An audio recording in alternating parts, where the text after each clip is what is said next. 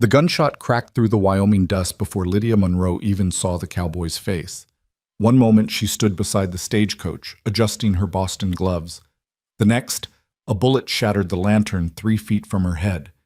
The young man they'd hired to escort her west moved like lightning, his revolver drawn, his body shielding hers, his voice deadly calm. "Get down." She'd expected safety on this journey. She hadn't expected him. And she certainly hadn't expected to fall in love with a man who'd been paid simply to keep her alive. Before we ride into this epic tale of danger, devotion, and destiny, I need you to do something for me. Stay with this story until the very end. You won't regret it. And when you're done, drop a comment telling me what city or country you're watching from. I want to see just how far across this world our story travels. Now, let's head back to where it all began. The Wyoming Territory stretched endlessly under a sky so vast it seemed to swallow the horizon whole. It was the kind of blue that made a person feel simultaneously infinite and insignificant, the kind that reminded anyone foolish enough to look up that nature didn't give a damn about their plans, their problems, or their pretty clothes packed in leather trunks. Lydia Monroe stepped down from the overland stage with as much dignity as a woman could muster after 3 days of being rattled like dice in a cup.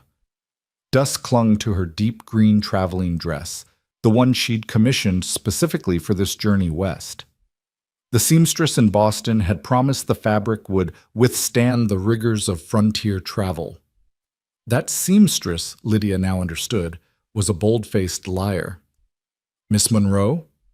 The voice came from somewhere to her left, low, measured, with the kind of Western drawl that turned 2 syllables into 3. Lydia turned, one gloved hand still gripping the stage door for balance, and found herself looking at a man who was decidedly not what she'd expected. Her father had hired an experienced trail guide. In Lydia's imagination, shaped by dime novels and her cousin Margaret's breathless accounts of rough frontiersmen, this had translated into a grizzled veteran of the plains, someone weathered and ancient, possibly missing teeth, certainly smelling of whiskey and tobacco. The man standing before her was none of those things. Cole Tanner couldn't have been more than 30. He stood a few inches over 6 feet, lean in the way of men who spent their lives in the saddle rather than behind a desk. His hat sat low enough to shadow his face, but she could see the sharp line of his jaw, the sun-weathered tan of his skin, and eyes that were an unsettling shade of blue, the color of deep water, calm on the surface but suggesting dangerous depths below. "That would be me," Lydia replied, pulling herself up to her full height, which still left her a good 8 inches shorter than him. "And you are?" "Cole Tanner, ma'am. Your father contracted me to escort you to Oregon." His gaze drifted past her to the mountain of luggage the stage driver was hauling down. 3 large trunks, 2 smaller cases, a hat box, and what appeared to be a portable writing desk. His expression didn't change, but something flickered in those blue eyes. "That all yours?" "I'm relocating permanently, Mr. Tanner. I require my belongings." "You require to travel light," he said, still looking at her luggage with the kind of assessment a general might give to a hopeless military position. "We've got 2,000 miles of trail ahead, 3 horses between us. That load would sink a riverboat." Heat crept up Lydia's neck. "My father paid you to get you to Oregon alive," Cole interrupted, meeting her eyes directly now. "Not to haul your wardrobe across the Rockies. You pick 1 trunk. The rest stays or ships by freight wagon, if it ships at all." "That's absurd. My books alone." "Books are heavy. They're also essential." For the first time, the corner of his mouth moved. Not quite a smile, but something adjacent to it. "You planning to read your way across hostile territory?" "I'm planning," Lydia said coldly, "to maintain some semblance of civilization regardless of geography." The stage driver, a barrel-chested man named Hewitt, who'd spent 3 days describing every person he'd ever known who'd been killed by Indians, cleared his throat loudly. "Tanner's right, miss. Trail ain't no place for fancy things. Seen more than one party lose everything trying to carry too much. Pride comes before the fall, as Scripture says." "Thank you, Mr. Hewitt, for that spiritual counsel," Lydia replied, not taking her eyes off Cole. "However, I fail to see why a woman should be expected to abandon all comfort simply because—" The rest of her sentence died as Cole moved past her, picked up her smallest trunk, the one containing her most practical clothes and a single cherished book of Tennyson's poetry, and carried it toward two horses tied to the hitching post. A third horse, a sturdy-looking pack animal, stood beside them. "That one," he called back. "You've got 10 minutes to transfer anything critical from the others. Hewitt, the rest goes back east or sits here. Miss Monroe can wire instructions from the next town." Lydia's hands clenched into fists inside her gloves. She'd been dismissed, managed, decided for. All the things she'd traveled 2,000 miles to escape. The whole point of accepting her aunt's invitation to Oregon had been to flee her father's suffocating control, her brother's condescending management, the entire Boston society that treated her like a decorative object rather than a human being with thoughts and ambitions. And now here stood this cowboy, this hired hand, making unilateral decisions about her possessions as if she were a child. "Mr. Tanner—" "Cole," he said, not looking up from checking the pack horse's straps. "Mr. Tanner," she repeated firmly, "I understand you have experience with trail travel. However, I am not accustomed to being ordered about like someone who's never spent a night outside in her life." Cole straightened, turning to face her fully. His voice remained level, but there was steel underneath now. "Like someone who doesn't know the difference between 20 miles and 200? Like someone who'd die of exposure in the first mountain pass because she insisted on carrying hat boxes instead of warm blankets?" The words hit like slaps, not because they were cruel. His tone held no cruelty, but because they were devastatingly accurate. Lydia had read extensively about the Western Territories. She'd studied maps, consulted travel guides, interviewed two women who'd made the journey by wagon train, but reading about the frontier and surviving it were entirely different propositions. 10 minutes, Cole repeated, but quieter this time. "Choose what matters." He walked away then, giving her privacy to sort through her belongings, to make the small, devastating choices that would define her journey. Lydia stood frozen for a moment, fury and humiliation warring in her chest. Then, because she was fundamentally practical despite her pride, she knelt beside her trunks and began the brutal process of reduction. Her second-best dress, a warm shawl, clean underthings, enough for a week, not the month's worth she'd packed, sturdy boots, her writing journal, and 2 pens. The Tennyson stayed. 3 novels of moral improvement went. Her mother's silver brush, but not the matching mirror. Practical soap instead of the rose-scented kind. Each choice felt like amputation. That's wise. She hadn't heard Cole return. He stood a few feet away, holding out a rolled bundle. "Extra blanket," he said. "Nights get cold even in summer once you're in the high country. And this." He produced a wide-brimmed hat that had seen better days. "Sun out here will cook you faster than you think. That fancy bonnet won't help." Lydia took both items wordlessly. The blanket was thick wool, well-maintained. The hat smelled faintly of leather oil and something else. Sage, maybe, or the particular scent of long distances traveled. "Your father spoke highly of you," Cole said, watching as she attempted to fit the blanket into her reduced trunk. "Said you were educated, determined, that you'd insisted on making this trip despite half of Boston trying to talk you out of it. Did he also tell you he was hoping the frontier would cure me of my inappropriate ambitions?" The bitterness escaped before she could stop it. Cole's eyebrow rose a fraction. "He mentioned you wanted to be a writer. He mentioned it the way one mentions an unfortunate rash." Lydia stood, brushing dust from her skirts. "My father believes women's minds are suited for needlework and managing servants. The idea that I might have intellectual aspirations is, to him, evidence of rebellion rather than capability." "And is he right?" Cole asked. "Are you rebelling?" The question caught her off guard. Not its content, but the way he asked it, with genuine curiosity rather than judgment. Lydia studied his face, looking for the smirk or condescension she'd learned to expect from men when they discussed her writing. She found neither. "I'm pursuing what interests me," she said carefully.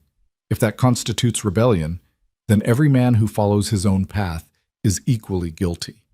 Cole nodded slowly, as if considering this. "Fair enough," he gestured to the packed horse. "We're burning daylight. Can you ride?" "I've ridden in Boston."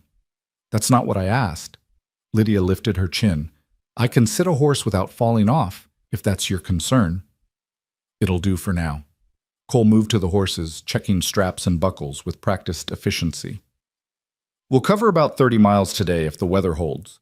There's a way station at Copper Creek. Barn, well, place to sleep that's not the ground.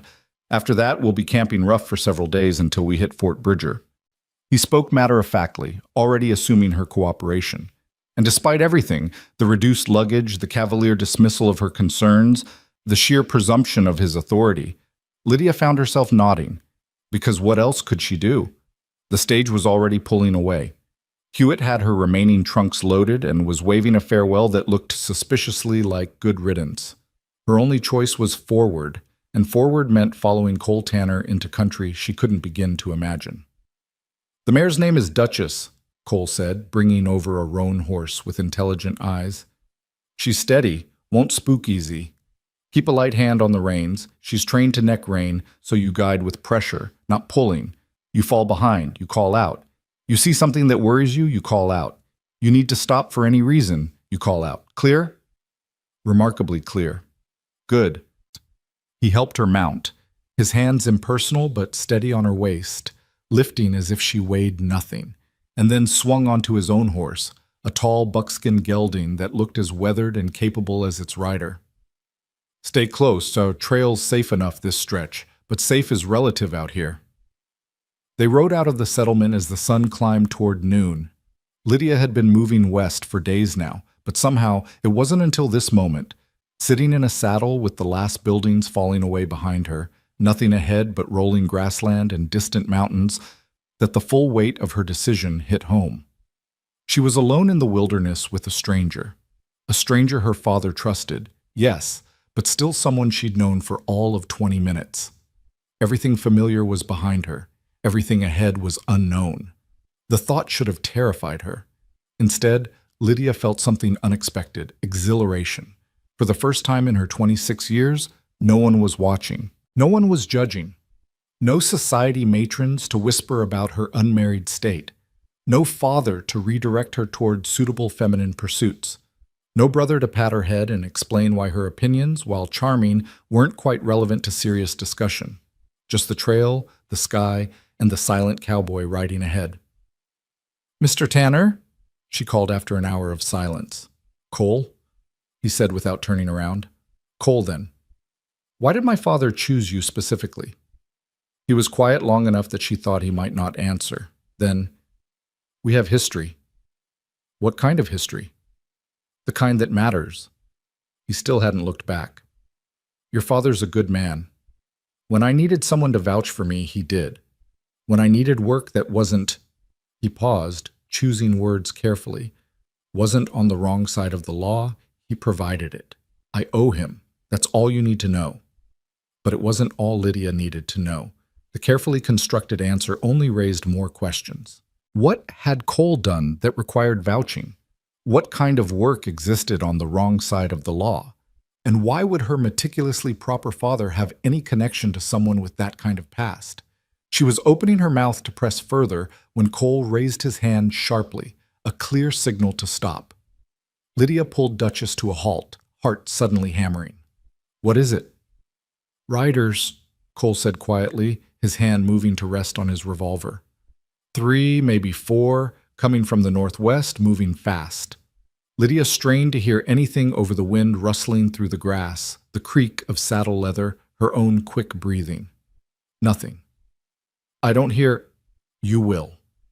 Cole's voice held the kind of certainty that came from experience. "When they get closer, you stay behind me. You don't speak unless spoken to. You don't make eye contact unless I tell you to. Understand?"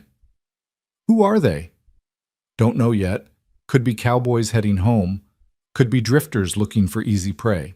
He glanced back at her, and for the first time she saw something other than calm calculation in his face. Concern.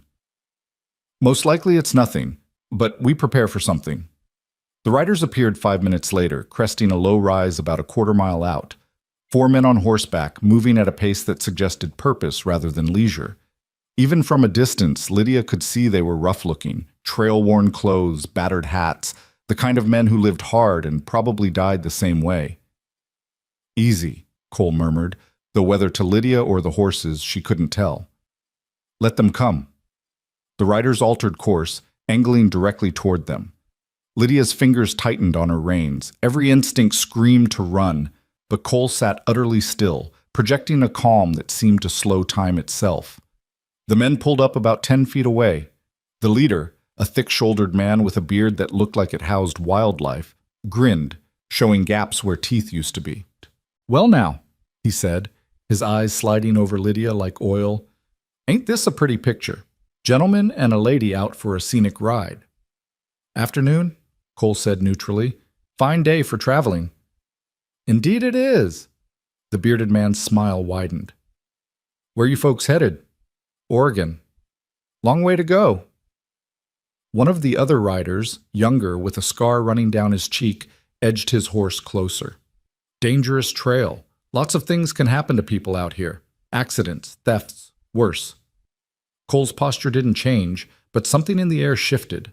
Lydia felt it like a drop in temperature before a storm. "We'll manage," Cole said quietly. "Sure you will." The leader leaned forward in his saddle. "Thing is, friend, management requires resources. Now my associates and I, we provide a service. Trail protection, you might say. Keep bad elements away from decent folks. Of course, service like that costs. We're not interested." The words cut through the conversation like a knife. The smile faded from the bearded man's face. "Now, friend, I don't think you heard me properly." "I heard fine." Cole's hand remained steady on his thigh, inches from his revolver. "You're running a protection racket, probably hitting every traveler on this stretch. Some pay because they're scared. Some pay because they don't know better. We're doing neither." The four men exchanged glances. Lydia's heart was beating so hard she was certain they could hear it. This was insane. They were outnumbered, miles from any help, and Cole was refusing men who were clearly dangerous. What was he thinking? "Big words from one man with a woman to protect," the scarred rider said. "One man's enough." Cole's voice dropped lower. "Question is whether you want to find out if I'm bluffing." The tension stretched like wire. Lydia couldn't breathe, couldn't move. Everything depended on the next 30 seconds. These men could kill them both, leave their bodies for the coyotes, and no one would know until her father received a telegram that his daughter never arrived in Oregon. Then the leader laughed, a harsh barking sound. "Hell, maybe you are crazy enough. Crazy men are unpredictable, and unpredictable ain't worth the trouble." He spat into the dirt. "Enjoy your ride, friend. Hope you make it all the way to Oregon. Hope your pretty lady friend does, too." He wheeled his horse around, the others following. In moments, they were riding away, disappearing over the same rise they'd appeared from. Lydia released a breath she hadn't known she was holding. "Oh my God! Oh my God, they could have killed us." "But they didn't!" Cole urged his horse forward, gesturing for her to follow. "And they won't. Men like that are predators. They hunt fear. Show them you're not afraid, or convince them the cost is too high, and they move on to easier targets." "You were bluffing," Lydia said, hearing the shake in her own voice. "They had us 4-2. We had no chance." Cole glanced back, and this time there was definitely a smile. Small, but real. "I was absolutely bluffing, but the key to a good bluff, Miss Monroe, is selling it like truth." Despite everything, the danger, the fear still coursing through her veins, Lydia laughed. It came out slightly hysterical, but it was a laugh nonetheless. "You're insane." "Maybe." Cole faced forward again. "But I got us through, didn't I?" "This time." "Every time," he said, and she could hear the promise in it. "That's what your father paid me for." They rode in silence for the next hour, Lydia processing what had just happened. She'd read about frontier danger in her extensive research, but reading about the possibility of violence and having 4 armed men look at you like you're something to be taken, those were entirely different experiences. The reality of her situation was settling into her bones. She was vulnerable here in ways she'd never been in Boston. Wealth and breeding and education meant nothing if someone decided to hurt her. But Cole had stood between her and that threat without hesitation. He'd risked his life on a bluff that could have gotten them both killed, and he'd done it with the kind of steady competence that suggested this wasn't his first time staring down danger. Who was this man her father had hired, and why did she get the feeling that the careful answer he'd given earlier about owing her father, about staying on the right side of the law, was hiding a much more complicated story. "Can I ask you something?" she said as the sun began its slow descent toward the western mountains. "You're going to anyway." "Why do you owe my father?" Cole was silent for so long she thought he'd refuse to answer. They crested a small hill, and below them stretched a valley with a thin ribbon of creek running through it. The way station, presumably, a collection of rough buildings that promised shelter for the night. "I was 17, Cole said finally, his voice carrying a weight that suggested this wasn't a story he told often. Running with a bad crowd. Desperate, angry, convinced the world owed me something. We were planning to rob a bank in Denver, my first serious crime. Your father was there on business. He saw me watching the bank, saw whatever it was that gave me away. Could have called the law, should have probably. Instead, he pulled me aside and offered me a choice." "What kind of choice?" "Work or jail." Cole's hands moved absently on his reins, a nervous gesture that seemed out of character. "He said he'd hire me as a ranch hand, pay fair wages, teach me a legitimate trade. Or he could alert the marshal and I could take my chances with a judge. Said it was up to me, but that I had 30 seconds to decide." "And you chose work." "I chose survival." He glanced back at her. "Your father gave me something I'd never had before. A chance. No judgment, no demands that I explain my whole sorry history. Just work, wages, and expectations. I spent 2 years working his ranch in Montana. Learned everything about horses, cattle, trail riding. When I left, it was with his blessing and a reference that got me work up and down the territory. Lydia absorbed this, seeing her father in a new light. Ambrose Monroe was many things, controlling, traditional, frustratingly paternalistic, but apparently also capable of unexpected mercy. He never mentioned you." "Why would he? He's helped dozens of men over the years. I wasn't special." Cole guided them down the slope toward the way station. "But when he sent word that his daughter needed escort to Oregon and was I available, there wasn't a question. I owed him. Still do." "So I'm a debt payment," Lydia said, trying to keep her tone light. Cole pulled his horse to a stop just outside the way station. He turned in his saddle to look at her fully, his blue eyes catching the last rays of sunlight. "You're a responsibility I take seriously," he corrected. "There's a difference." Something in the way he said it made her pulse quicken. Not fear this time. Something else, something she couldn't quite name but felt all the way through her chest. "Come on," Cole said, swinging down from his horse. "Let's get you settled before dark." The way station at Copper Creek was exactly as advertised, a barn that smelled of horses and hay, a well with water that tasted like minerals, and a one-room cabin with sleeping pallets that had seen better decades. The station keeper, a wizened woman named Mrs. Calloway, who looked about 100 years old, took one look at Lydia and cackled. "City girl," she pronounced, as if identifying a new species. "How long you think this one'll last, Tanner?" "She'll last," Cole said, dropping their packs inside the door. "She's tougher than she looks." They always say that. Then the first rattlesnake shows up and suddenly they're booking passage back east. Mrs. Calloway turned her sharp eyes on Lydia. "You scared of snakes, girl?" "I've never encountered one," Lydia admitted. "You will. Everything out here wants to bite you, sting you, or eat you. Sometimes all three." The old woman cackled again, clearly enjoying herself. "Supper's beans and cornbread, water's outside, privy's out back, watch for scorpions." She shuffled away, leaving Lydia standing in the dim cabin, feeling distinctly out of her depth. Cole was already unrolling his bedroll on one side of the room, creating a clear division of space. "She's trying to scare you," he said without looking up. "Probably works on half the travelers who come through. Makes her feel useful." "Is she wrong? About the snakes and scorpions?" "No," Cole admitted, "but fear's less useful than caution. You'll learn the difference." Lydia set down her reduced trunk and looked around the cabin. The floor was packed dirt. The walls were rough-hewn logs with gaps that let in wind. There was no furniture beyond the sleeping pallets and a single rough table with a candle stub. By Boston standards, this place would have been condemned as unfit for human habitation. And yet, as she sat down on her pallet and pulled off her dusty traveling boots, Lydia felt something unexpected. Satisfaction. She'd survived her first day. She'd faced down dangerous men, made impossible choices about possessions, and proven, if only to herself, that she could endure discomfort without collapsing into helplessness. It wasn't much, but it was a start. "Miss Monroe?" Cole's voice pulled her from her thoughts. He was standing by the door, silhouetted against the darkening sky. "Supper in 10 minutes. Thought you might want to wash up first."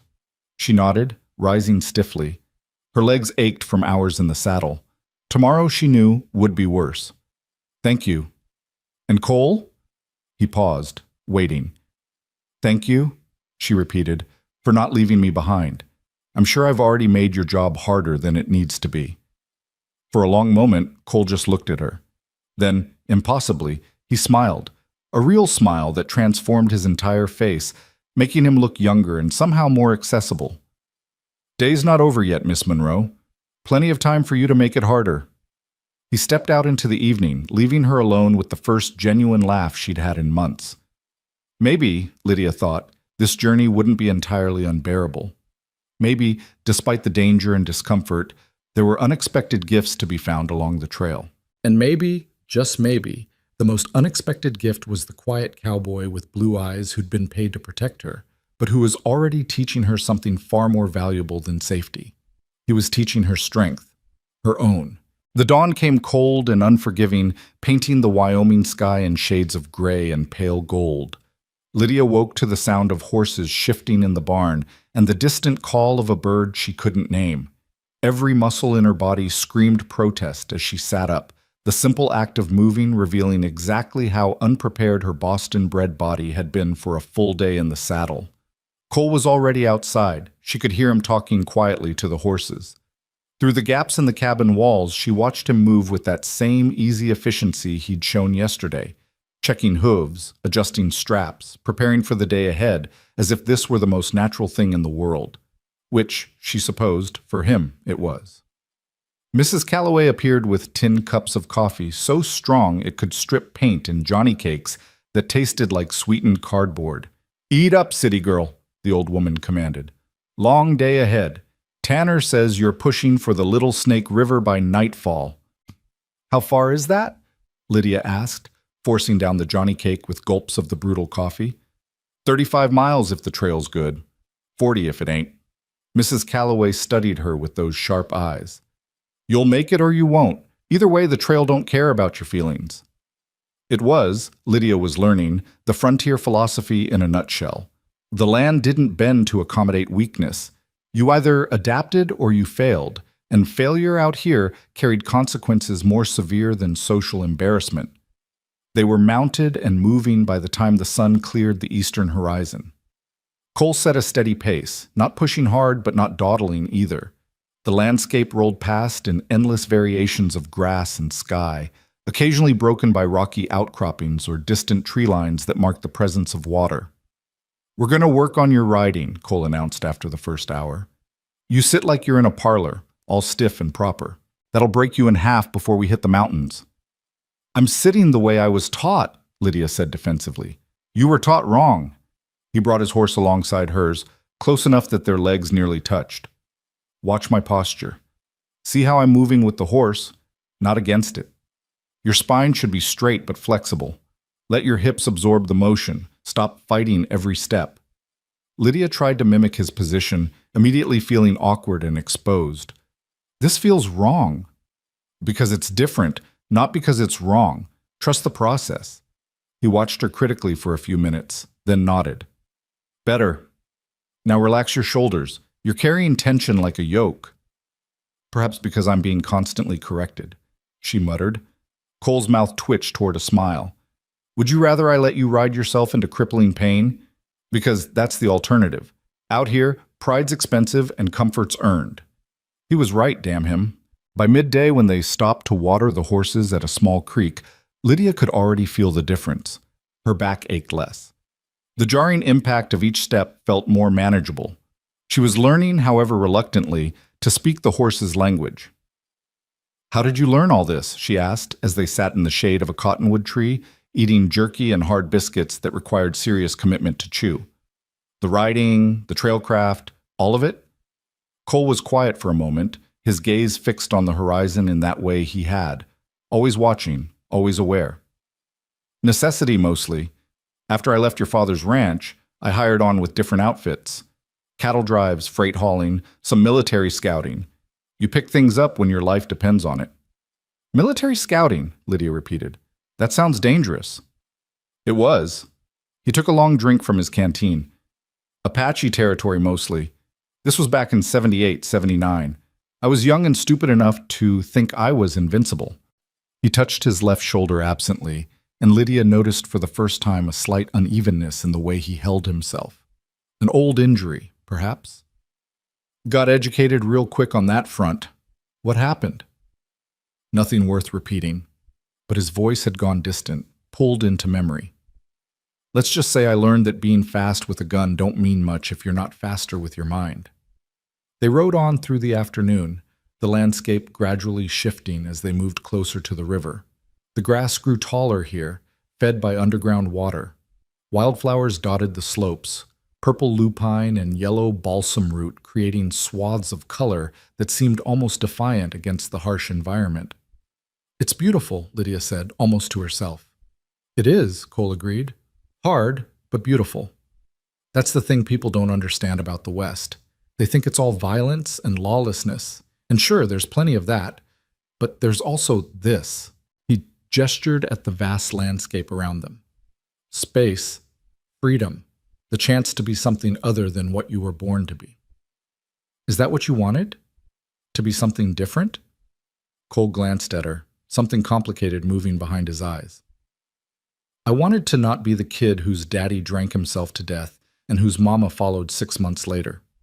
Wanted to not be the boy everyone expected would end up hanged or shot before he turned 20. He paused. Your father gave me the chance to write a different story. I'm still writing it. The vulnerability in his words caught Lydia off guard. This was the man who'd stared down 4 armed riders without flinching, who moved through this dangerous landscape with complete confidence. And yet beneath that weathered exterior was someone still figuring out who he was, still trying to escape the gravity of a difficult past. I understand something about that, she said quietly, wanting to be seen as something other than what people expect. The rebellious daughter? There was no mockery in his tone, just curiosity. The disappointing daughter, Lydia corrected. I'm 26, unmarried, and uninterested in remedying that situation. I read philosophy and write essays that challenge social conventions. I argue with my father's business associates about politics and economics. I am, by Boston standards, a catastrophe of femininity. Cole made a sound that might have been a laugh. Sounds like Boston standards need adjusting. Tell that to Boston. Lydia watched a hawk circle overhead, riding thermals with effortless grace. My aunt in Oregon is a widow. She runs her own boarding house, writes for the local newspaper, and by all accounts lives exactly as she pleases. My father thinks her influence will be disastrous for me. He's probably right, but not in the way he means. What do you want? Cole asked. Not what your father wants. Not what society expects. What do you actually want for your life? No one had ever asked her that before. Not directly. Not with genuine interest in the answer. Lydia took her time responding, wanting to get it right. I want to write things that matter, she said finally. Not poetry about flowers or moral tales for children. I want to write about real life, about the way society constrains people, particularly women, about the gap between what we're told and what's actually true. I want... She hesitated, then pushed forward. I want my words to change how people think. That's ambitious, Cole observed. It's impossible, Lydia said flatly. At least in Boston, women writers are tolerated if they stay in acceptable lanes. Step outside those boundaries and you're dismissed as hysterical or presumptuous. My father burned my last manuscript, said it was for my own good, that such radical ideas would ruin my reputation beyond repair. What was it about? Marriage law. Specifically how women become legal property upon marriage with no rights to their own earnings, their children, or even their physical safety. She could still remember the sick feeling of watching those pages curl and blacken in the fireplace. I'd spent 8 months researching, writing, revising, gone in 10 minutes. Cole was quiet for a long stretch. When he finally spoke, his voice was harder than she'd heard it. I've seen men beat their wives bloody, and face no consequences because the law said those women were their property to do with as they pleased. I've watched women trapped in situations that would make a prisoner's life look free. Your father was wrong to burn that manuscript. The validation hit Lydia like a physical thing.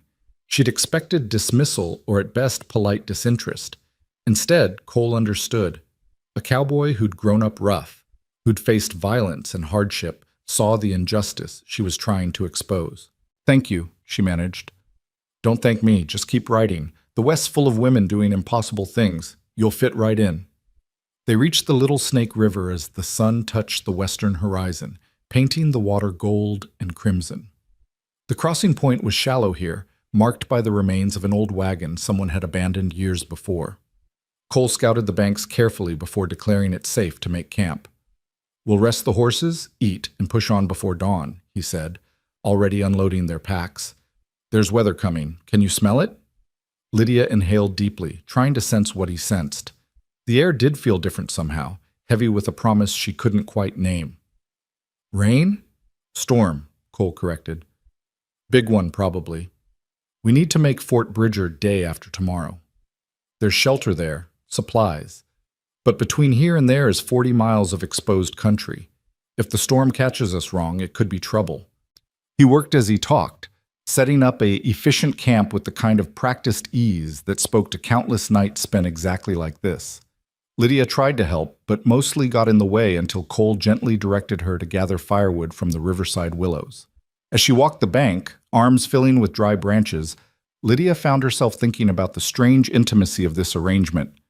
They'd known each other barely 2 days, yet she was trusting Cole with her life. They slept 20 feet apart with nothing but darkness between them. She was seeing him in contexts no Boston gentleman would ever be seen, working, sweating, living rough and unpolished.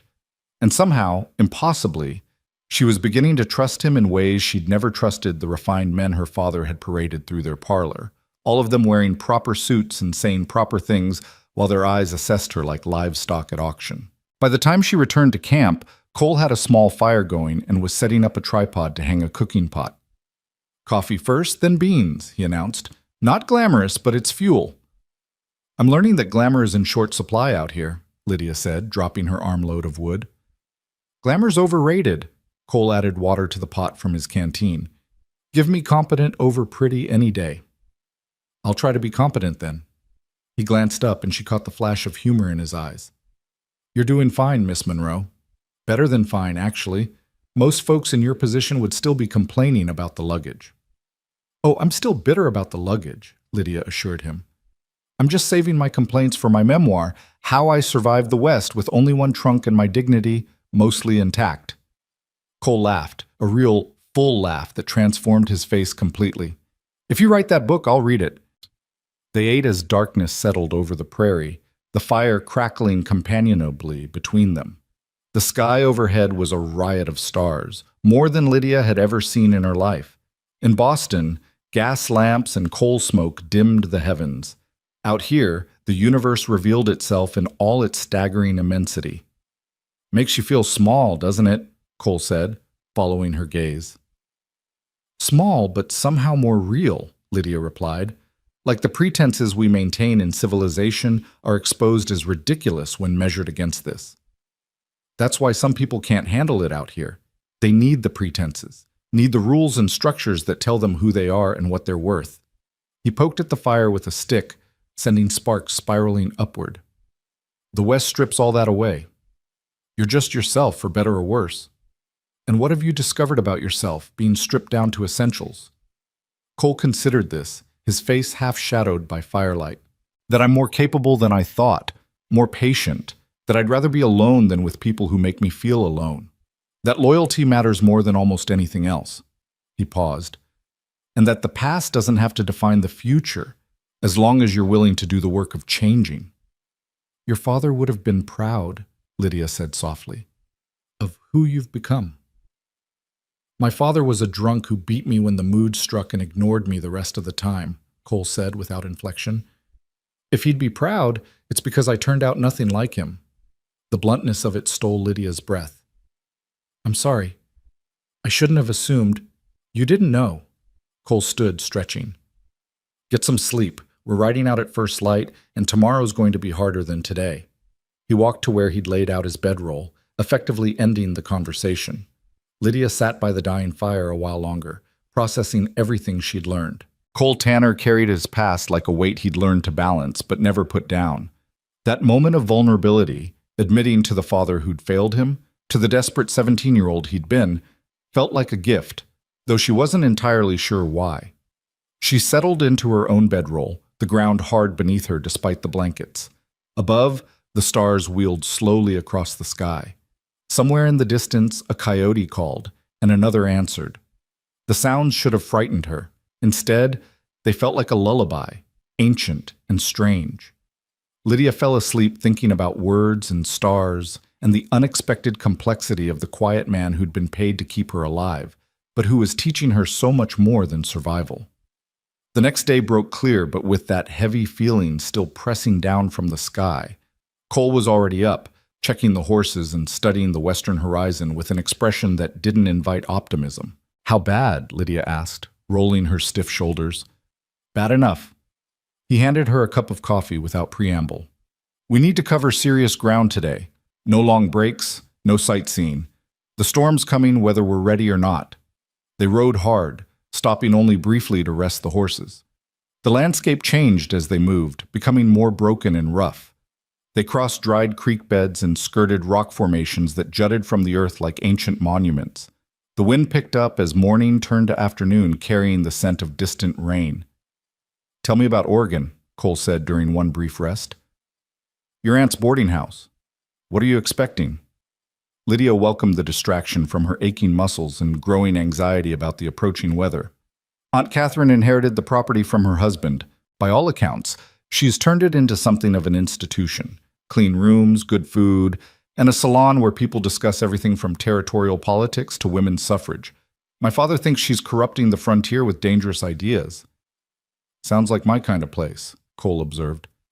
"She expecting you?" "I sent a telegram from Cheyenne. She should know I'm coming, assuming it arrived." Lydia paused. "I'm half terrified she won't be what I'm hoping, that the stories I've told myself about her independence and freedom are exaggerated, that I'll get there and find out she's just as trapped as everyone else, just in different ways. And if she is, then I'll figure something else out." Lydia surprised herself with the certainty in her voice. "I didn't come this far to accept a life that doesn't fit.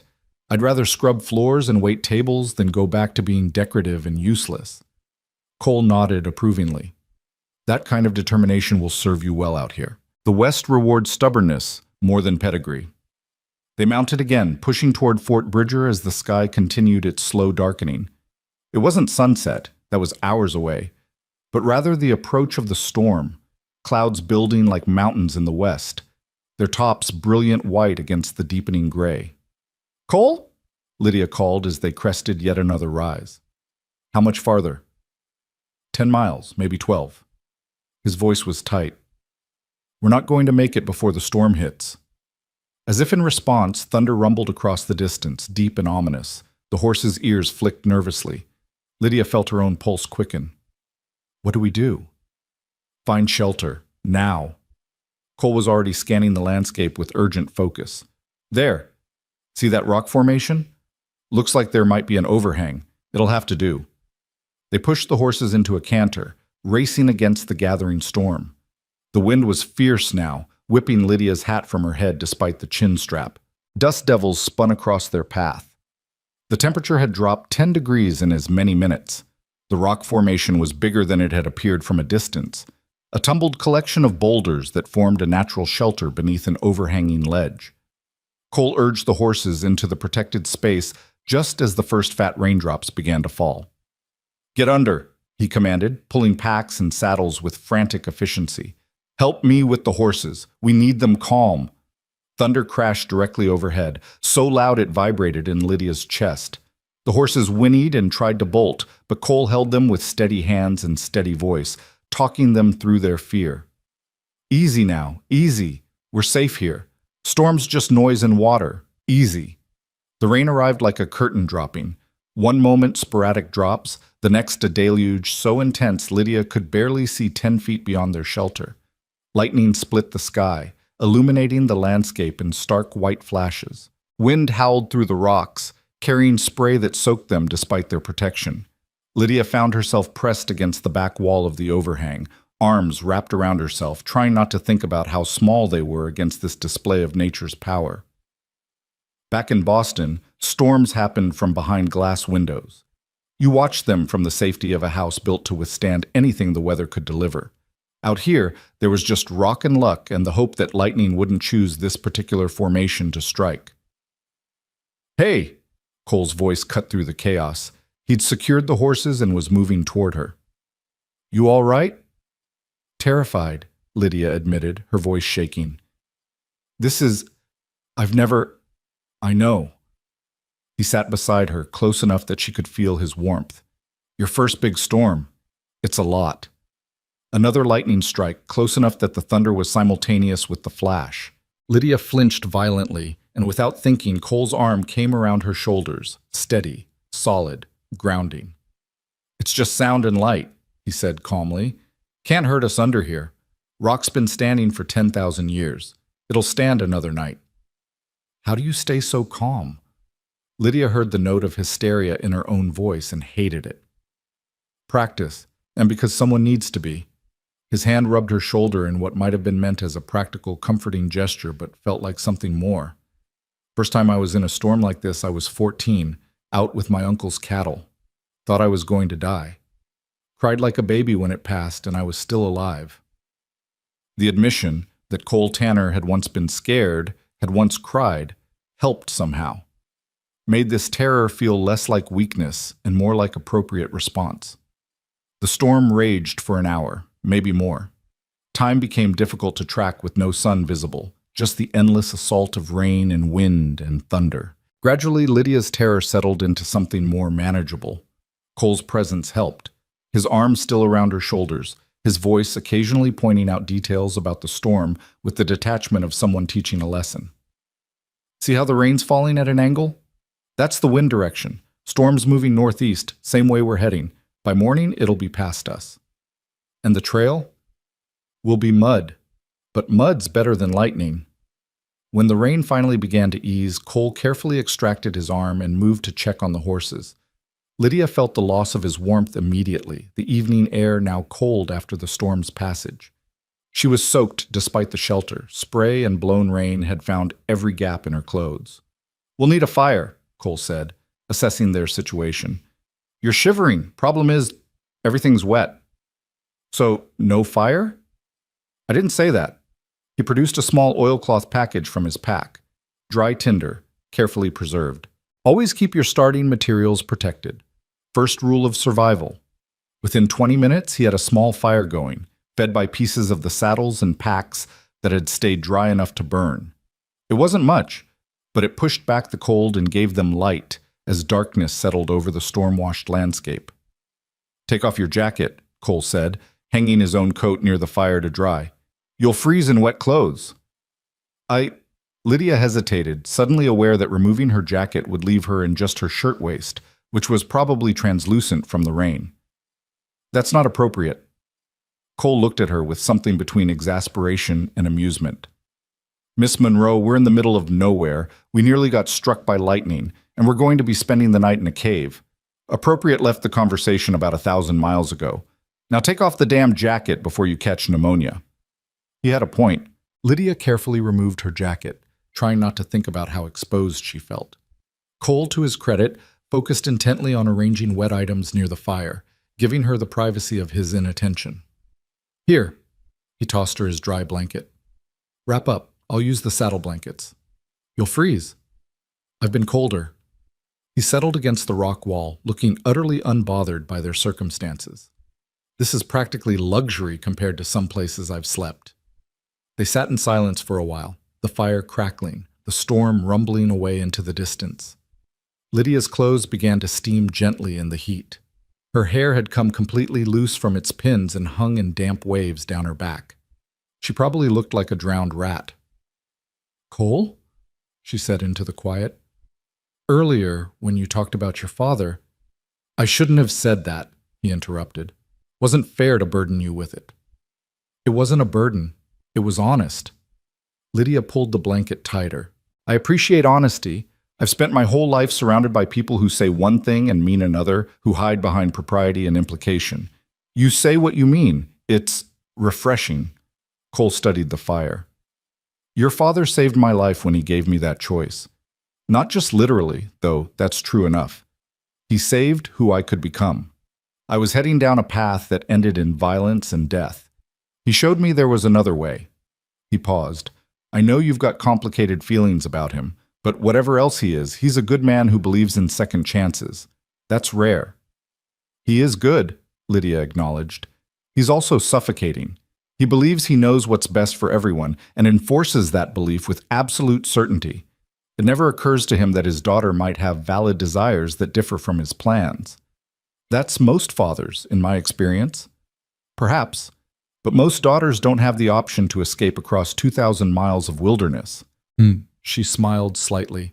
I suppose I should thank you for that, for making the escape possible. Thank your father. He's the one paying. No, Lydia said firmly. Thank you. You didn't have to take this job. From what you've said, you have plenty of work available. You chose to spend weeks escorting a difficult woman across dangerous territory. That deserves acknowledgement. Cole met her eyes across the fire, and something passed between them. An understanding, maybe, or the first stirring of something neither of them had names for yet. You're not difficult, he said quietly. You're determined. There's a difference. The words settled into Lydia's chest, warm and unexpected. In that moment, sitting in a cave with rain still pattering outside, clothes drying by firelight, she felt more seen than she had in years of Boston ballrooms and literary salons. Get some sleep, Cole said, breaking the moment. Tomorrow we need to make Fort Bridger, and the trail's going to be hell after this rain. Lydia lay down on the hard stone, the blanket wrapped around her, and watched the fire's shadows dance on the rock ceiling. 20 feet away, Cole sat with his back to the wall, keeping watch even though the danger had passed. She fell asleep wondering what it meant that she felt safer in a cave with a man she barely knew than she ever had in her father's house, surrounded by every comfort civilization could provide. The answer, she suspected, had less to do with circumstances and more to do with the quiet cowboy who'd shown her more respect in 3 days than most men had in her entire life. Morning came with deceptive gentleness, sunlight filtering through the mouth of their shelter and painting everything gold. Lydia woke to find Cole already moving around, checking the horses and assessing the damage from the night's storm. The world outside their rocky sanctuary looked washed clean, the colors somehow brighter and more vivid than before. Trail's going to be slow, he announced without preamble when he saw her stirring. Creeks running high and the ground's turned to soup in places. But we can still make Fort Bridger by nightfall if we don't waste time. Lydia's entire body protested as she sat up. Sleeping on stone had introduced her to muscles she hadn't known existed, each one now announcing its presence with enthusiastic complaints. Her jacket, hung near the fire's remains, was stiff and slightly scorched, but blessedly dry. Coffee? Cole offered, holding out a tin cup that steamed in the cool morning air. You're a saint, Lydia said fervently, accepting the cup with both hands. The coffee was strong enough to wake the dead and tasted faintly of smoke, but it was hot and caffeinated and therefore perfect. They broke camp efficiently, the routine already becoming familiar. Lydia found herself anticipating Cole's movements, understanding without words when he needed her to hold something or move aside or help steady a nervous horse. It was a strange intimacy, this wordless cooperation, born from necessity but feeling increasingly like partnership. The trail was exactly as bad as Cole had predicted. The horses sank ankle-deep in places, and twice they had to detour around sections where the path had simply washed away. The swollen creek they'd camped beside had transformed into a rushing torrent, brown with mud and carrying debris from upstream. Crossing was out of the question. We'll have to follow it north, Cole said, studying the water with narrowed eyes. There's a place about 5 miles up where it narrows and runs shallow over bedrock, assuming the storm didn't change the geography too much. Does that happen? Geography changing? Out here? All the time. Flash floods can carve new channels. Landslides can block old ones. The land's not fixed like you're used to. It moves, shifts, responds to what hits it. He guided his horse along the swollen bank. Like people, I guess. We're not fixed either. We change based on what we go through. It was an unexpectedly philosophical observation from a man who generally kept his thoughts practical and immediate. Lydia found herself turning the words over in her mind as they rode, considering her own changes. A week ago, she would have insisted she knew exactly who she was, a frustrated intellectual trapped in a society that had no use for women's minds. Now, after just days on the trail, she was beginning to suspect her identity was less fixed than she'd imagined. The crossing point, when they reached it, was passable but far from safe. The water rushed over smooth rock with violent force, white foam marking where the current hit obstacles. Cole studied it for long minutes, his expression grave. "It's risky," he finally said. "But the alternative is adding 2 days to our journey, and we're already behind schedule." He looked at Lydia directly. "I need you to trust me completely here. Do exactly what I say, when I say it. No hesitation, no questions. Can you do that?" The intensity in his blue eyes sent a shiver through her that had nothing to do with the cold water ahead. "Yes. I'll take the pack horse across first, see how the current handles, then I'll come back for you. When we cross, keep Duchess's head up and pointed straight across. Don't let her turn downstream. If she does, the current will sweep you both away. Keep your legs tight and your weight centered. If you go in the water, let go of the reins and swim for the opposite bank. Don't try to hang on to the horse. Understood?" Lydia's mouth had gone dry. "Understood." Cole crossed first, the pack horse struggling against the powerful current, but making it through with Cole's expert guidance. Then he came back, water streaming from his clothes, and positioned his horse beside Duchess. "Stay with me," he said. "Match my pace exactly." They entered the water together. The cold was shocking, even through her boots and skirts. Duchess balked, sensing danger, but Lydia urged her forward with legs and voice, doing her best to project a confidence she absolutely didn't feel. The current grabbed at them immediately, trying to push them downstream. Lydia could feel the horse's muscles straining, see the panic beginning to show in her eyes. "Steady!" Cole's voice cut through the roar of water. "You're doing fine. Keep her head up. That's it." The crossing couldn't have taken more than 2 minutes, but it felt like hours. Every second, Lydia expected to be swept away, to feel the horrible moment of losing control and being at the mercy of forces far beyond her strength. But Cole was there, his presence somehow making the impossible merely terrifying.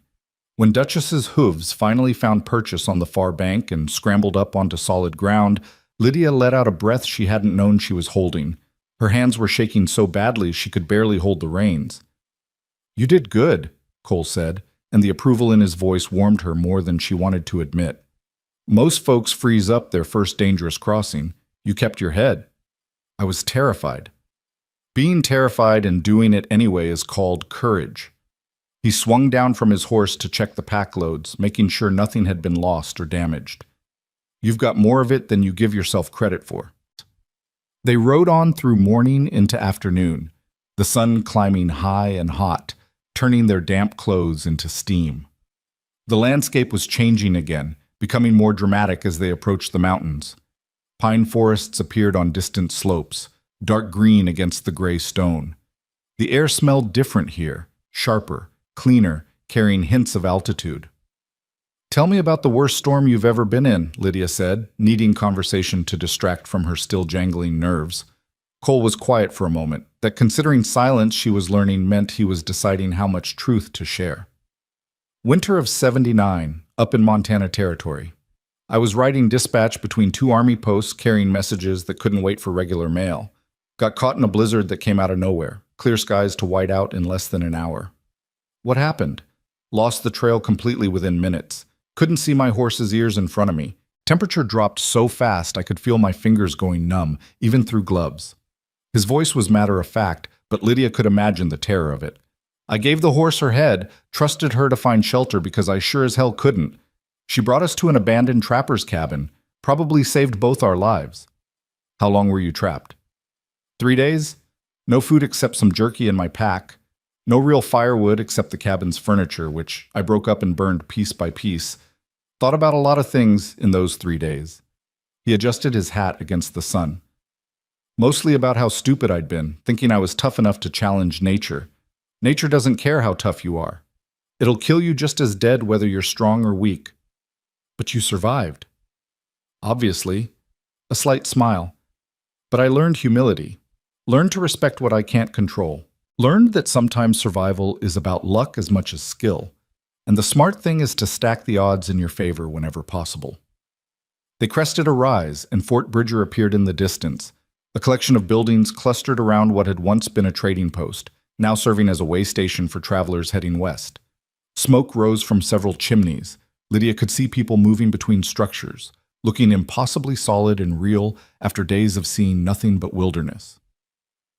Civilization, she breathed. Of a sort, Cole agreed. We'll get a real meal, real beds, and resupply. Then 2 more days to Green River, and after that we're in the mountains proper. That's where the journey gets serious. This hasn't been serious? He glanced at her, and this time the smile reached his eyes. Miss Monroe, this has been the easy part. Fort Bridger was rough even by frontier standards, but after days on the trail, it looked like paradise to Lydia. The fort keeper, a massive man named Sutton, who looked like he'd been carved from the mountains themselves, eyed them with the practiced assessment of someone who'd seen every kind of traveler pass through. Got 1 room left, he announced. Storm brought in 3 other parties ahead of you. It's small but clean, and the roof don't leak much. We'll take it, Cole said before Lydia could speak. At her surprised look, he added quietly, It's the only room. You get the bed. I'll sleep in the stable with the horses. That's not necessary. It is. His tone left no room for argument. You need proper rest. So do I, but I can get that anywhere. Take the room. The room was indeed small, barely large enough for a narrow bed, a washstand, and a single chair. But it had actual walls, an actual door that locked, and an actual window with glass that wasn't broken. Lydia stood in the center of it, feeling absurdly grateful for 4 walls and a ceiling.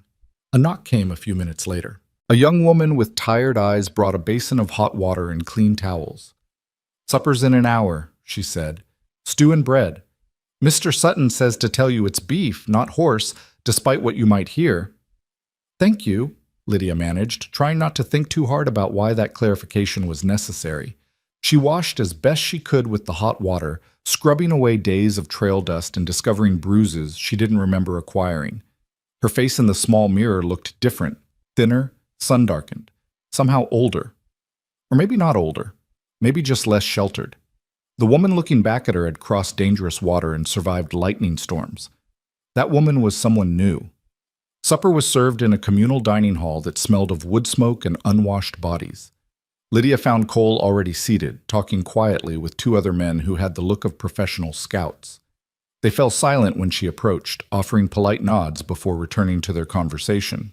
The stew was hot and actually did taste like beef, and the bread was fresh enough to still be warm.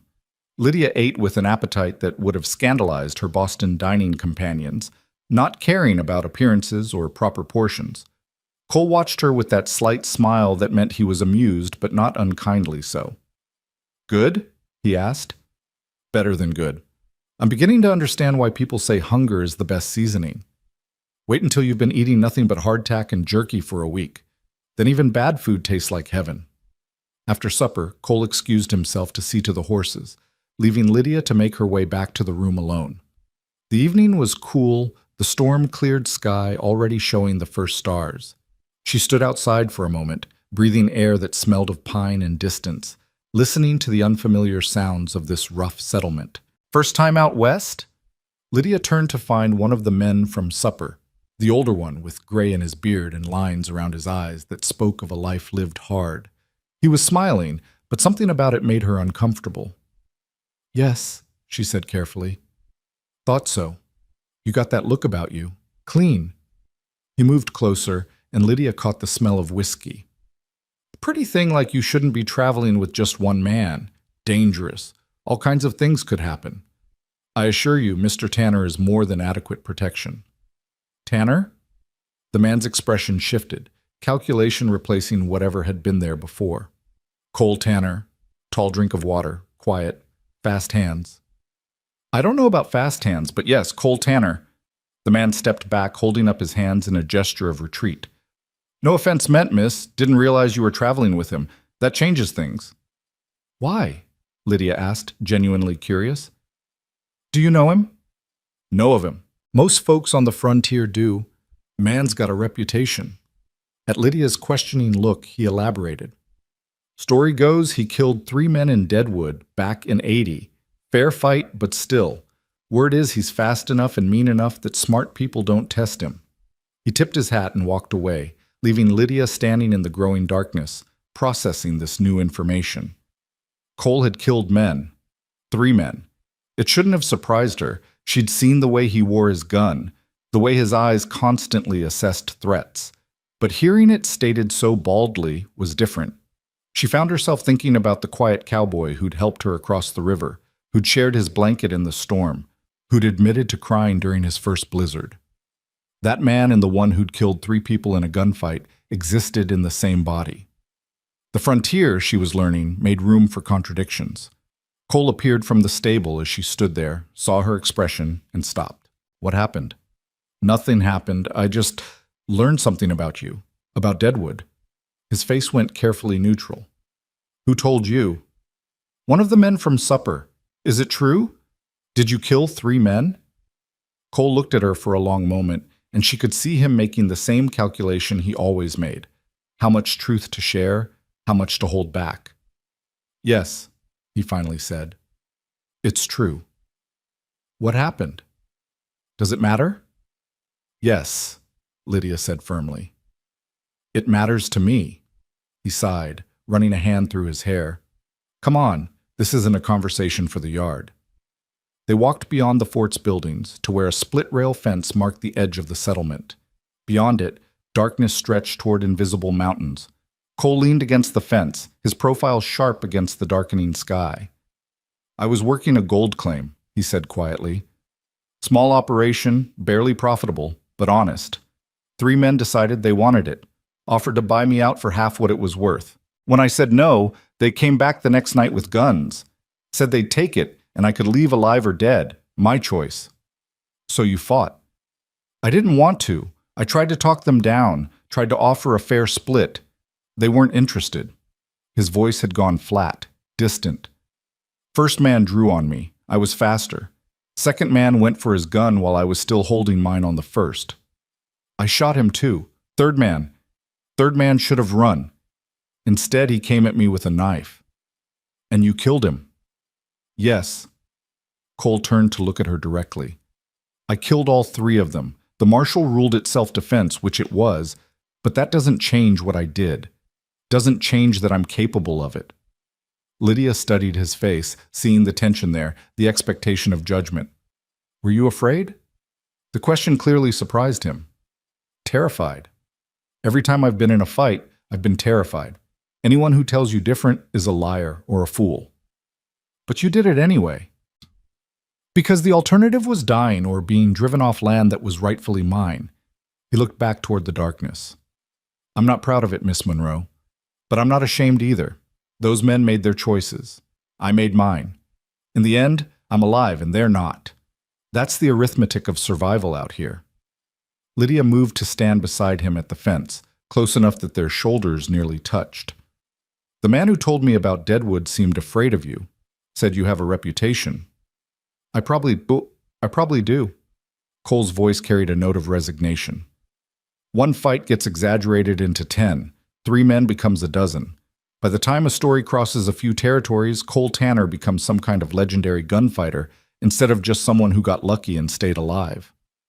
Do you think that's what my father knew when he hired you, that you could protect me because you're dangerous? Maybe. He was quiet for a moment. Or maybe he knew I'd do it because I owed him, and I'm the kind of man who pays his debts. Either way, you're safe with me. That's what matters. I know, Lydia said, and meant it. The revelation about his past should have frightened her. By all logic, learning that her escort had killed multiple men should have sent her running for help. Instead, she felt oddly reassured. Cole was dangerous, yes, but his danger was aimed outward, protecting rather than threatening. I trust you. He looked at her with an expression she couldn't quite read. You shouldn't say that lightly. I'm not saying it lightly. I'm saying it because it's true. She met his eyes steadily. You've had countless opportunities to hurt me or take advantage if that was your nature. Instead, you've been nothing but respectful and protective. Your past doesn't change who you are now. Who I am now is still shaped by that past. Of course it is. All of us are shaped by where we've been. Lydia thought about her own past, the suffocating expectations, the burned manuscript, the years of feeling like she was screaming into a void that swallowed every word. But we're not trapped by it. You said yourself that you were writing a different story. This is part of that story, choosing to protect instead of threaten, to honor debts instead of taking what you want. Cole shook his head slowly, but there was something like relief in his face. You're either very wise or very naive, and I haven't figured out which yet. Can't I be both? Lydia smiled. Wise enough to recognize character, naive enough to believe people can change? If you can be both, then there's hope for the rest of us. He straightened from the fence.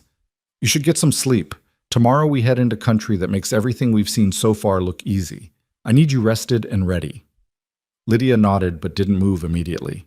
The night was beautiful in its vastness, the stars so bright they cast actual shadows.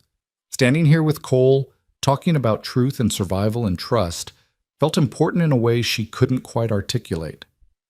Cole? She said as he started to walk away. Thank you for telling me. About Deadwood. You could have lied or refused to talk about it. Thank you for being honest. He paused, his back to her. You deserve honesty. You've been honest with me about what you're running from. Seemed only fair to be honest about what I'm running toward. What are you running toward? Still figuring that out. He glanced back, his face half in shadow. But I think it might be something better than what I'm leaving behind. He walked away then, heading back toward the stable, leaving Lydia standing at the fence with her thoughts and the stars and a growing certainty that this journey was changing her in ways she couldn't yet fully comprehend. She stayed there a while longer, breathing the clean mountain air, thinking about courage and fear and the strange alchemy that turned one into the other. A week ago, the idea of being alone at the edge of the wilderness at night would have terrified her. Now it felt natural, even peaceful. The frontier was teaching her its lessons, whether she was ready or not. When she finally returned to her room, she found a folded blanket outside her door with a note in rough handwriting. Extra, in case you get cold. CT. Such a small gesture, practical and thoughtful. Lydia carried the blanket inside, pressing it briefly to her face. It smelled like leather and wood smoke, and something that was distinctly coal, the scent of safety. If safety had a smell. She lay in the narrow bed, too tired to sleep despite her exhaustion, replaying the day's conversations in her mind. Cole Tanner was becoming a puzzle she wanted to solve, each conversation revealing new pieces while somehow making the whole picture more complex. He was dangerous and gentle, capable of violence and capable of kindness, haunted by his past but working towards something better. And she was beginning to realize, with a flutter of something between excitement and terror, that she was drawn to him in ways that had nothing to do with his role as her protector. The thought should have alarmed her, should have sent her mentally retreating behind the walls of propriety and social expectation.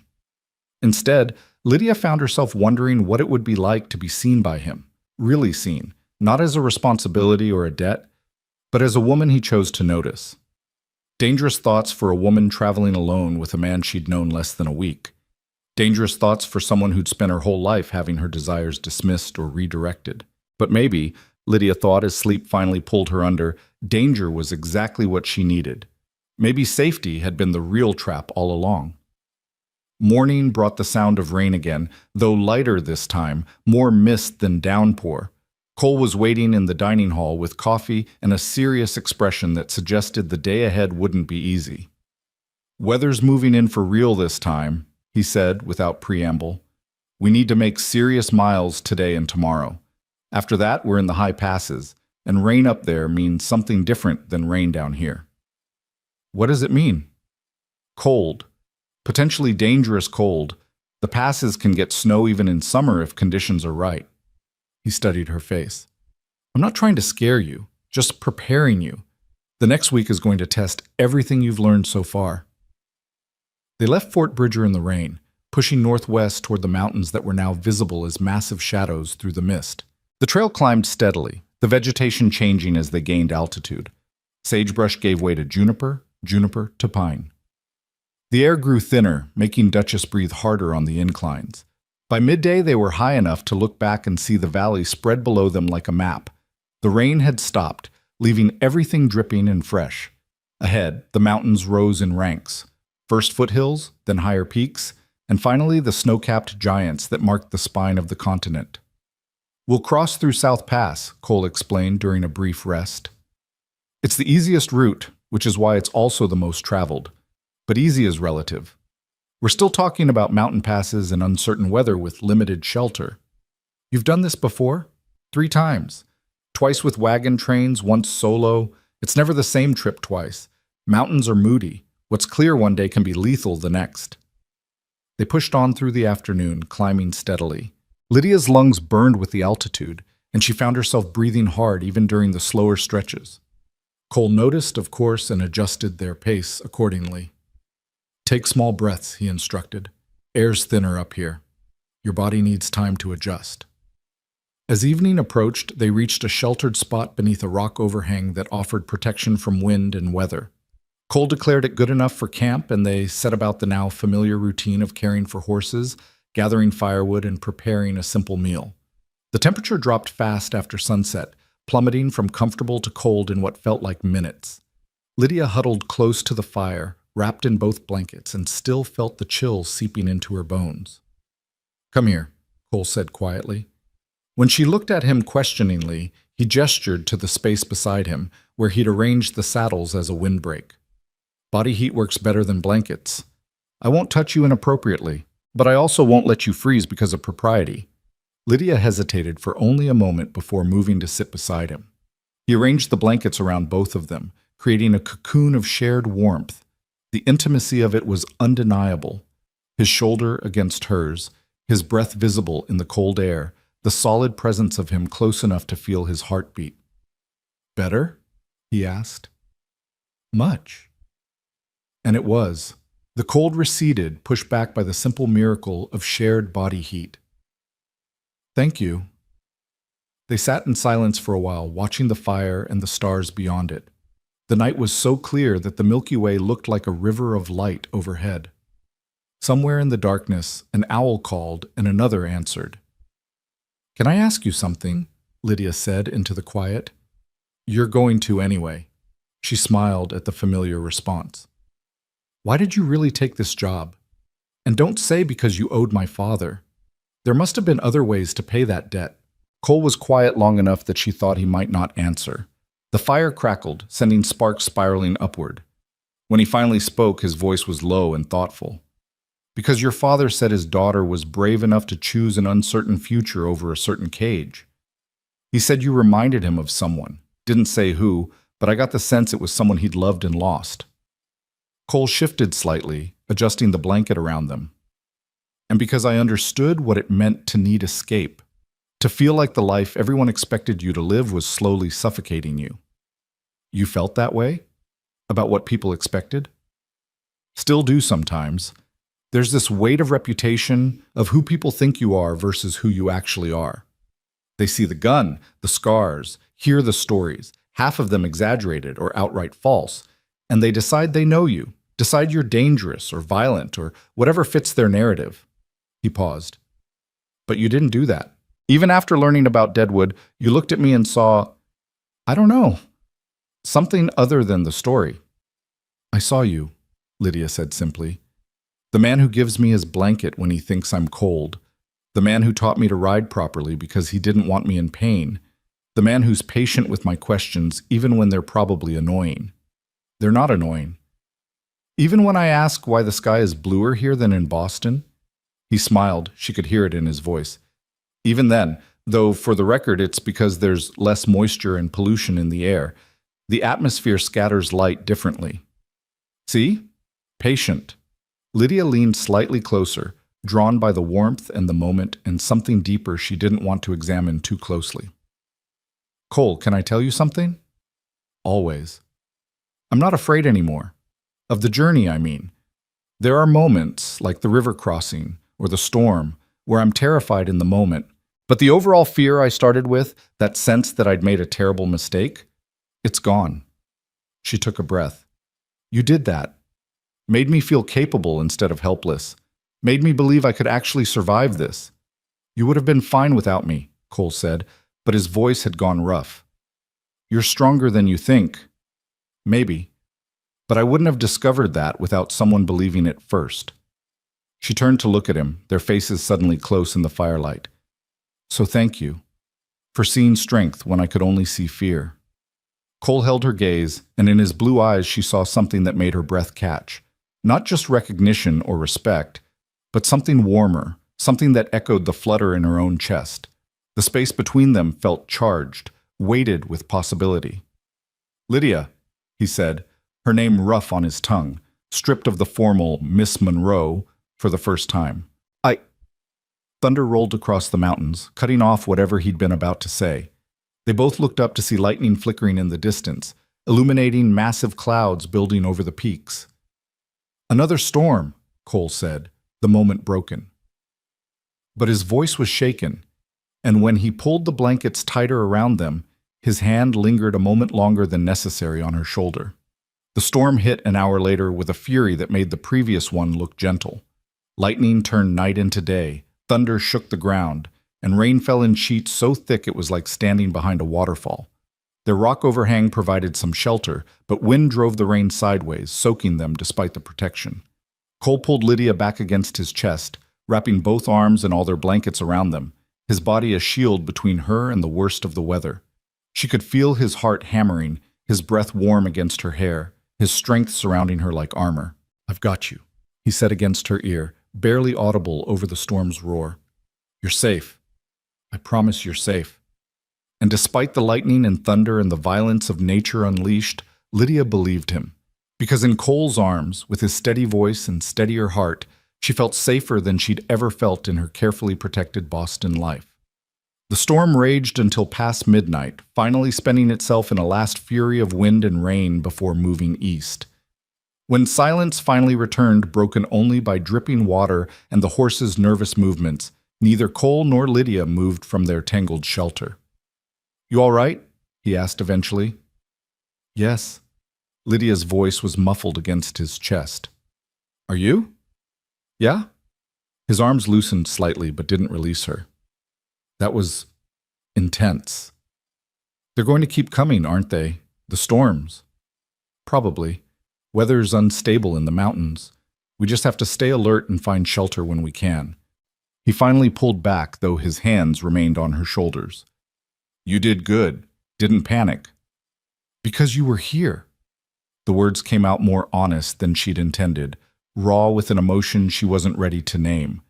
In the dying firelight, she saw his expression shift, surprise, then something that looked almost like pain.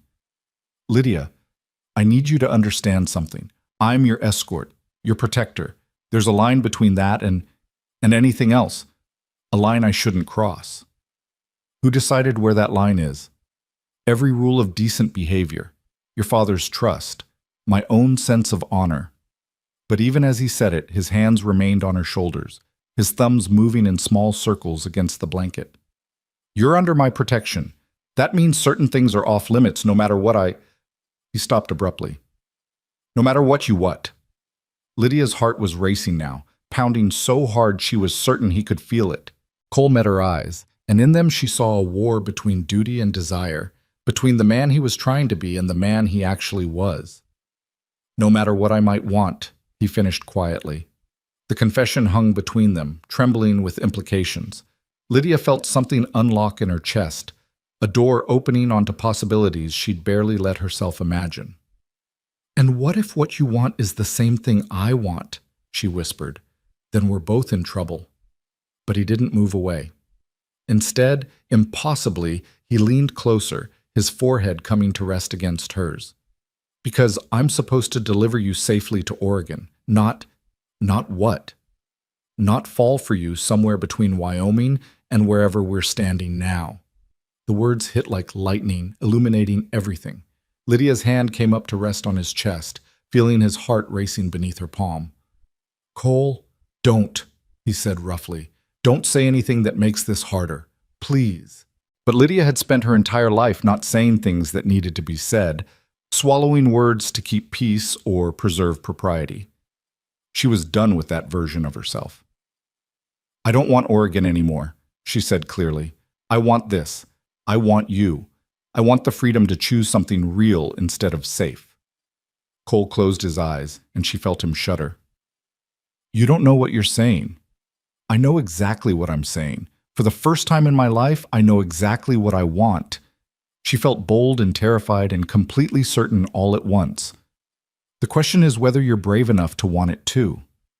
He pulled back then, creating distance, his face torn between longing and restraint. "I am many things, Lydia Monroe, but brave enough to risk your reputation, your future, your safety, for something as selfish as my own feelings? I don't know if I'm that brave." "Then let me be brave for both of us." And before she could think better of it, before fear or propriety could stop her, Lydia leaned forward and kissed him. For a heartbeat, Cole froze. Then, with a sound that was half groan, half surrender, he kissed her back. His hand came up to cup her face, gentle despite the intensity of the kiss. His lips were warm, tasting of coffee and rain and possibility. The world narrowed to just this: the slide of his mouth against hers, the catch of his breath, the way his hand trembled slightly against her cheek. When they finally pulled apart, both breathing hard, Cole rested his forehead against hers again. "God help me," he whispered. "This is the worst idea I've ever had." "Or the best," Lydia countered. "That remains to be seen." But he was smiling. She could hear it in his voice. "We need to talk about this. Really talk. When we're not exhausted and storm-battered and making decisions we might regret come morning." "I won't regret it." "Then you're braver than I am." He kissed her forehead softly, a gesture so tender it made her chest ache. "Get some sleep. Whatever this is, it'll still be here in the morning." They settled back against the saddles, closer than propriety allowed, but not as close as desire demanded. Cole kept one arm around her shoulders, and Lydia let herself relax into his warmth, into the solid reality of him. "Cole?" she murmured as sleep began to pull her under. "Yeah?" "Thank you for being brave enough to be honest, even when it's hard." His arm tightened around her. "Thank you for not giving up on me when you learned about Deadwood, for seeing past the reputation to the person underneath." "That's easy," Lydia said, already half asleep. "The person underneath is worth seeing." She felt him press another kiss to the top of her head, so light she might have imagined it. But she didn't imagine the way he held her as she fell asleep, or the way his breathing eventually synchronized with hers, or the sense that something fundamental had shifted between them, some barrier crossed that, once passed, could never be uncrossed. Whatever lay ahead, mountains, storms, the remaining miles to Oregon, they would face it as something more than escort and client. They would face it as two people who'd chosen, against all wisdom and propriety, to be honest about what they felt. And that honesty, Lydia thought as sleep finally claimed her, was worth whatever consequences might follow. Dawn broke cold and clear, the storm-washed world glittering with frost that hadn't been there when they'd fallen asleep. Lydia woke slowly, consciousness returning in layers. First awareness of cold air on her face, then the warmth pressed against her side. Then the memory of what had happened the night before crashing over her like a wave. She'd kissed Cole Tanner. More accurately, she'd thrown propriety out the window and kissed him, and he'd kissed her back with an intensity that still made her pulse quicken. And then he'd said he was falling for her. Lydia opened her eyes to find him already awake, watching her with an expression that mixed wonder and worry in equal measure. They were still tangled together under the blankets, closer than any unmarried couple should be, and the intimacy of it sent heat flooding through her despite the morning chill. "Morning," Cole said quietly, his voice rough with sleep and something else. "Good morning." Lydia felt suddenly shy, uncertain how to navigate this new territory between them. "Did you sleep?" "Some." His hand was still resting on her waist, and he seemed to realize it at the same moment she did, pulling back slightly. "We should talk about last night." "Should we?" Lydia sat up, immediately missing his warmth. "Or should we just acknowledge that something changed and move forward?" "It's not that simple." Cole stood, running a hand through his hair in a gesture she was learning meant he was working through something difficult. "Your father trusted me to protect you, not to—" He gestured helplessly between them. "This complicates everything." Life is complicated, Lydia said, wrapping the blanket around her shoulders. But that doesn't make it wrong. Doesn't make it right either. He moved to check on the horses, putting physical distance between them. We've still got 10 days of trail ahead, maybe more depending on weather and conditions. What happens when we reach Oregon? When your aunt asks how the journey was, and I have to explain that somewhere along the way, I stopped seeing you as a responsibility and started seeing you as... He stopped abruptly. As what? Lydia pressed. Cole turned back to face her, and the raw honesty in his expression took her breath away. As someone I can't imagine leaving behind.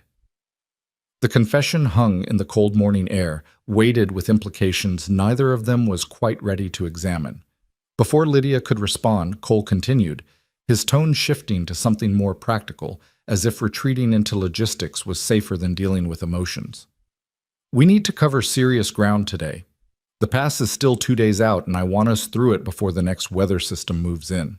He began saddling the horses with efficient movements. Whatever this is between us, we need to stay focused. The mountains don't care about our feelings, and they'll kill us just as dead whether we're in love or strangers. The word love echoed like a gunshot. Cole seemed to realize what he'd said, his hand stilling on the saddle straps. He didn't take it back, though. Instead, he just kept working, leaving the word hanging there between them like a promise or a threat. They broke camp in relative silence, the easy camaraderie of previous mornings replaced by a tension that wasn't entirely comfortable but wasn't unpleasant either. It was the tension of possibility, of something building that neither of them knew how to name or control. The trail climbed steadily through pine forests that smelled of resin and morning frost. The higher they went, the thinner the air became, until Lydia found herself breathing hard even at a walking pace. Cole set a measured rhythm, pushing forward but not so hard that the altitude would overwhelm them. Around midday, they stopped at a high meadow where snowmelt created a rushing creek. While the horses drank, Cole pulled out his field glasses and scanned the trail behind them, something he'd done periodically throughout the morning. Problem? Lydia asked, noting the tension in his shoulders. Maybe. He lowered the glasses, his expression troubled. There's been a rider on our back trail for the last 2 hours. Could be coincidence. This is the main route west, but they're maintaining consistent distance like they're tracking rather than traveling. Tracking us? Why would anyone track us? Could be 100 reasons, most of them not good. Cole collapsed the glasses and returned them to his pack. We're going to adjust our plans.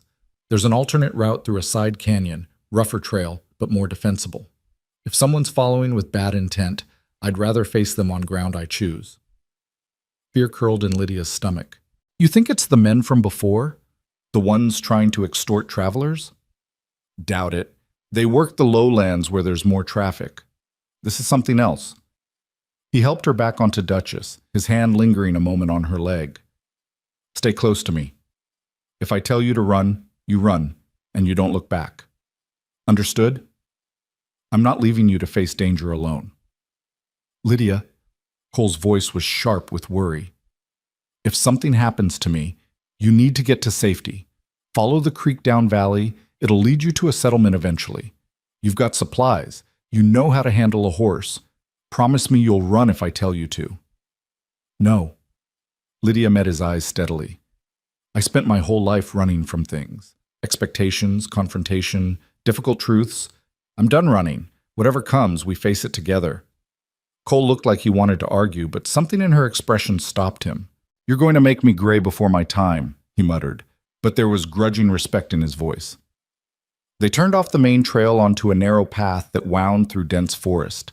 The canopy closed overhead, creating a green twilight even at midday. The sound of their horses' hooves was muffled by pine needles, and Lydia found herself unconsciously holding her breath, listening for sounds of pursuit. The ambush came where the trail narrowed between two large rock formations. The perfect place for it, Cole would reflect bitterly later. One moment they were riding in tense silence, the next a voice called out from above. Hold up there, Tanner. Cole's hand went to his gun, but he didn't draw.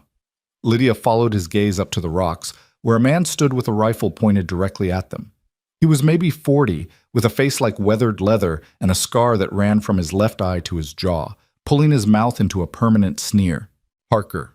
Cole said flatly, and Lydia heard a world of history in the way he said the name. Surprised you remember me.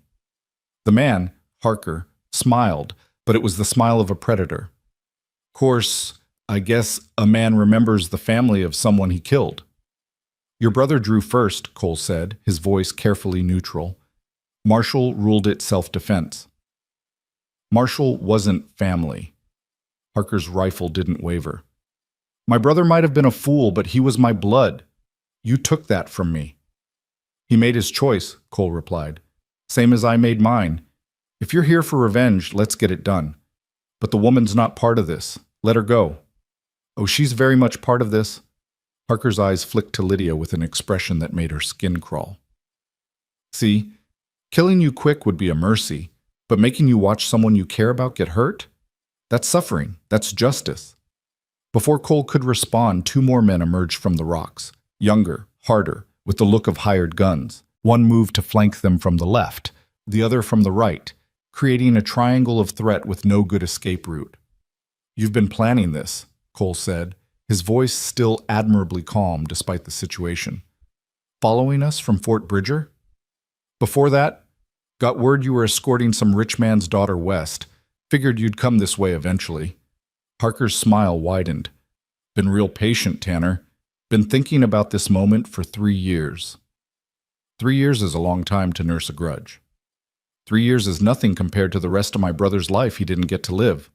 Harker raised his rifle to his shoulder, sighting carefully. Now, we can do this quick, or we can do it slow. Your choice. Either way, you're leaving these mountains in a pine box, and your lady friend, well, she's going to wish we'd killed her quick, too. Lydia felt her heart hammering so hard it hurt. This was it. The moment of real danger she'd known was possible, but had somehow never quite believed would actually come.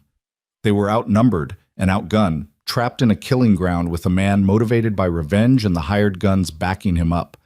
But Cole wasn't panicking.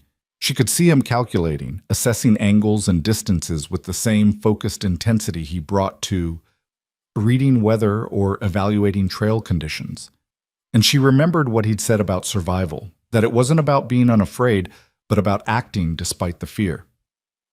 All right, Cole said slowly, raising his hands away from his gun. You win. Just let me say goodbye to her first. You can give me that much. Harker considered this, then nodded sharply. Make it quick. Cole turned Duchess's head toward Lydia, bringing the horses close together. Under the pretense of leaning in to speak to her, he whispered urgently. When I move, you run Duchess hard left into the trees. Don't stop. Don't look back. Follow the creek like I said. I told you I'm not running, Lydia breathed back. And I'm telling you I need you alive more than I need you brave. His blue eyes bored into hers with desperate intensity. Please, Lydia, don't make me die knowing I got you killed too. Before she could respond, Cole suddenly turned and spurred his horse directly at Harker, his hand dropping to his gun in a draw so fast it was almost invisible. The crack of gunfire split the air as Cole fired, even as his horse lunged forward, the shot catching Harker in the shoulder and sending him stumbling backward. Everything exploded into chaos.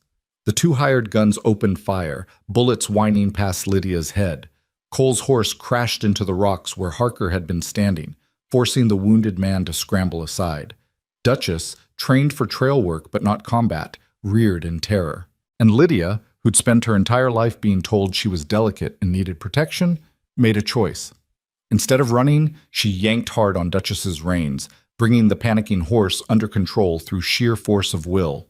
The gun Cole had insisted she carry, the small revolver she'd protested learning to use, was suddenly in her hand, though she couldn't remember drawing it. One of the hired guns was taking aim at Cole's back as he grappled with Harker. Lydia pointed and fired. The shot went wide, missing the gunman but close enough to make him dive for cover. It bought Cole precious seconds to roll away from Harker's knife and come up with his own gun aimed and steady. Drop it, Cole commanded, his voice cold as winter. All of you, drop your weapons or I start dropping bodies. For a moment it hung in the balance.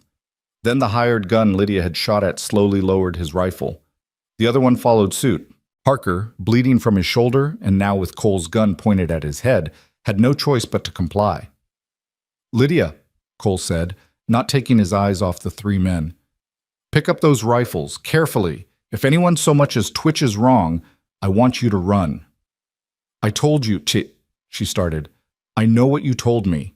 Now his voice carried a note of something that might have been pride mixed with exasperation. And apparently you meant it.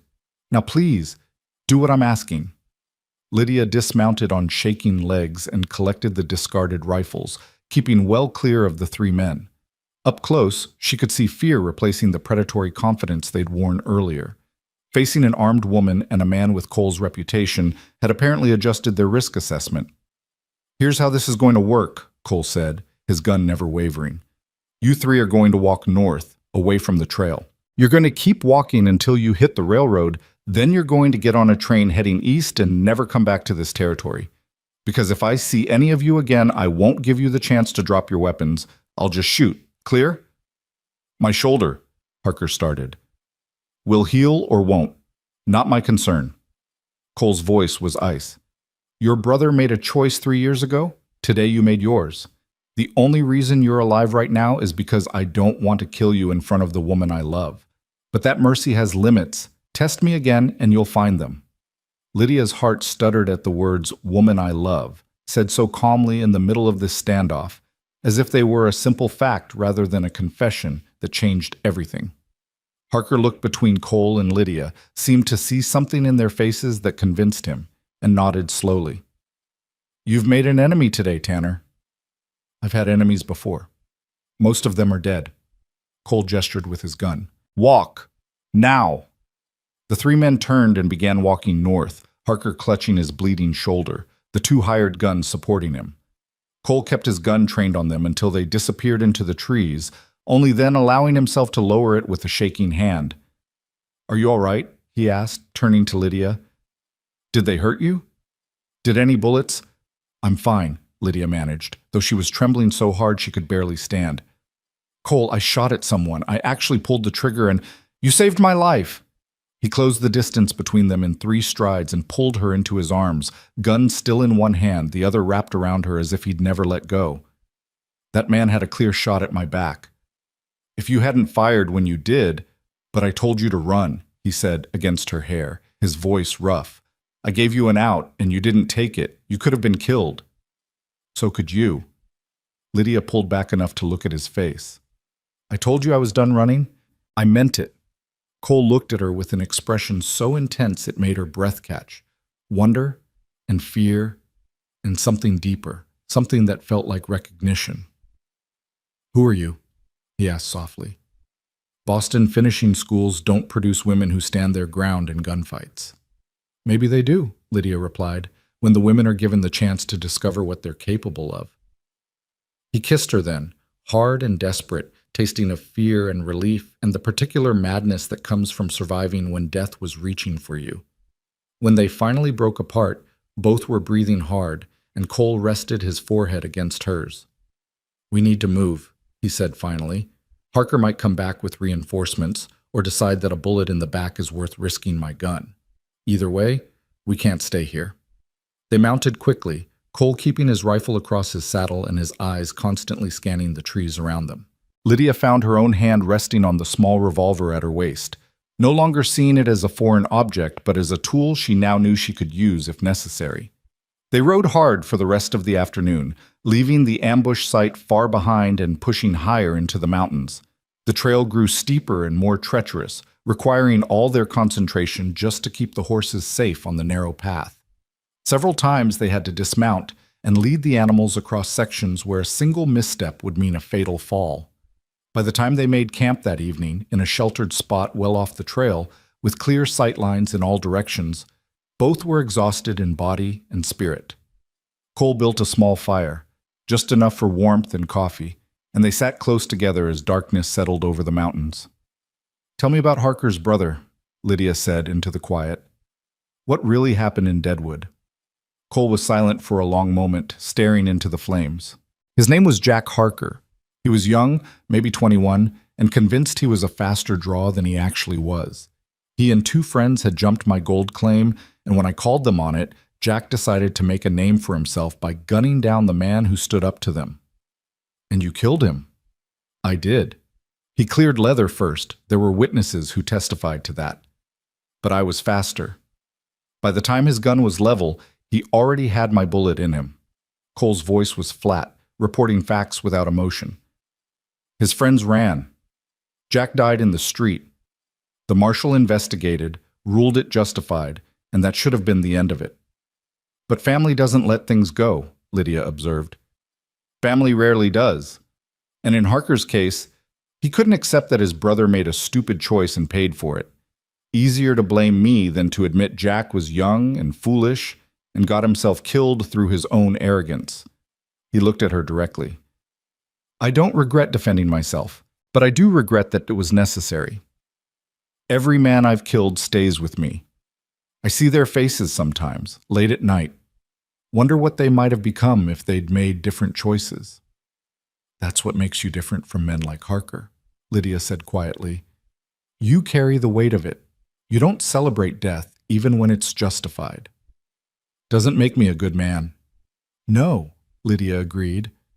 What makes you a good man is that you try to be better than your past, that you honor your debts and protect people weaker than yourself, that you could have taken advantage of me 100 times over on this journey, and instead you've treated me with nothing but respect and care.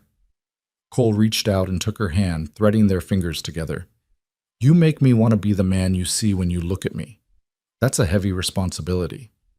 Good, Lydia said, squeezing his hand. Carry it, because I'm going to spend the rest of this journey and whatever comes after holding you to that standard. The rest of this journey and whatever comes after, Cole repeated slowly. You planning on keeping me around, Miss Monroe? I'm planning, Lydia said carefully, her heart racing, on not saying goodbye when we reach Oregon. I'm planning on finding a way for this, she gestured between them, to be more than just a trail romance that ends when the miles do. Your father's not going to approve. My father doesn't get to choose my life anymore. That's the whole point of this journey, taking control of my own story. She met his eyes steadily.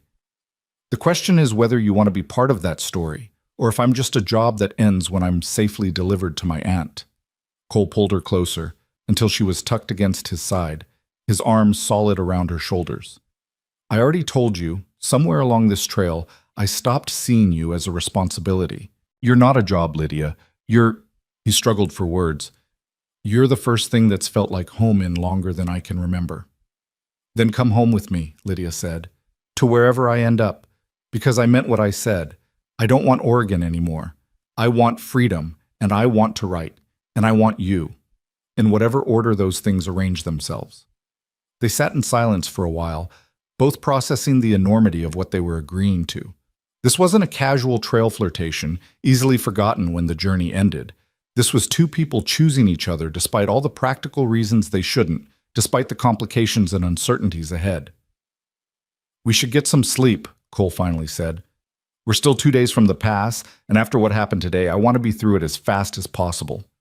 They laid out their bedrolls close together, close enough to touch, but maintaining a careful distance. Not out of propriety anymore, but out of a shared understanding that if they closed that final gap, there would be no going back. The knowledge that they wanted each other, that there was something real building between them, made the restraint almost painful. Cole? Lydia said into the darkness. Yeah?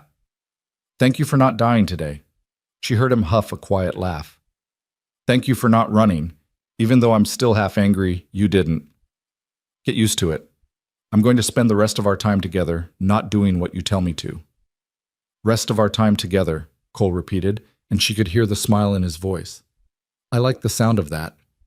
Lydia fell asleep with those words echoing in her mind, and for the first time since leaving Boston, she felt like she was traveling toward something instead of just running away. The mountains still loomed ahead, the pass still waited to be crossed, and dangers both known and unknown still threatened their path. But they would face it together, and that, Lydia was learning, made all the difference. The next morning brought clear skies and bitter cold, frost thick enough on their blankets that it crunched when Cole shook them out.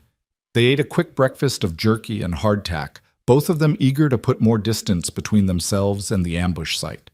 As they rode, Lydia found herself watching Cole with new appreciation, the way he constantly scanned their surroundings, the care he took with the horses, the unconscious competence with which he navigated this dangerous landscape.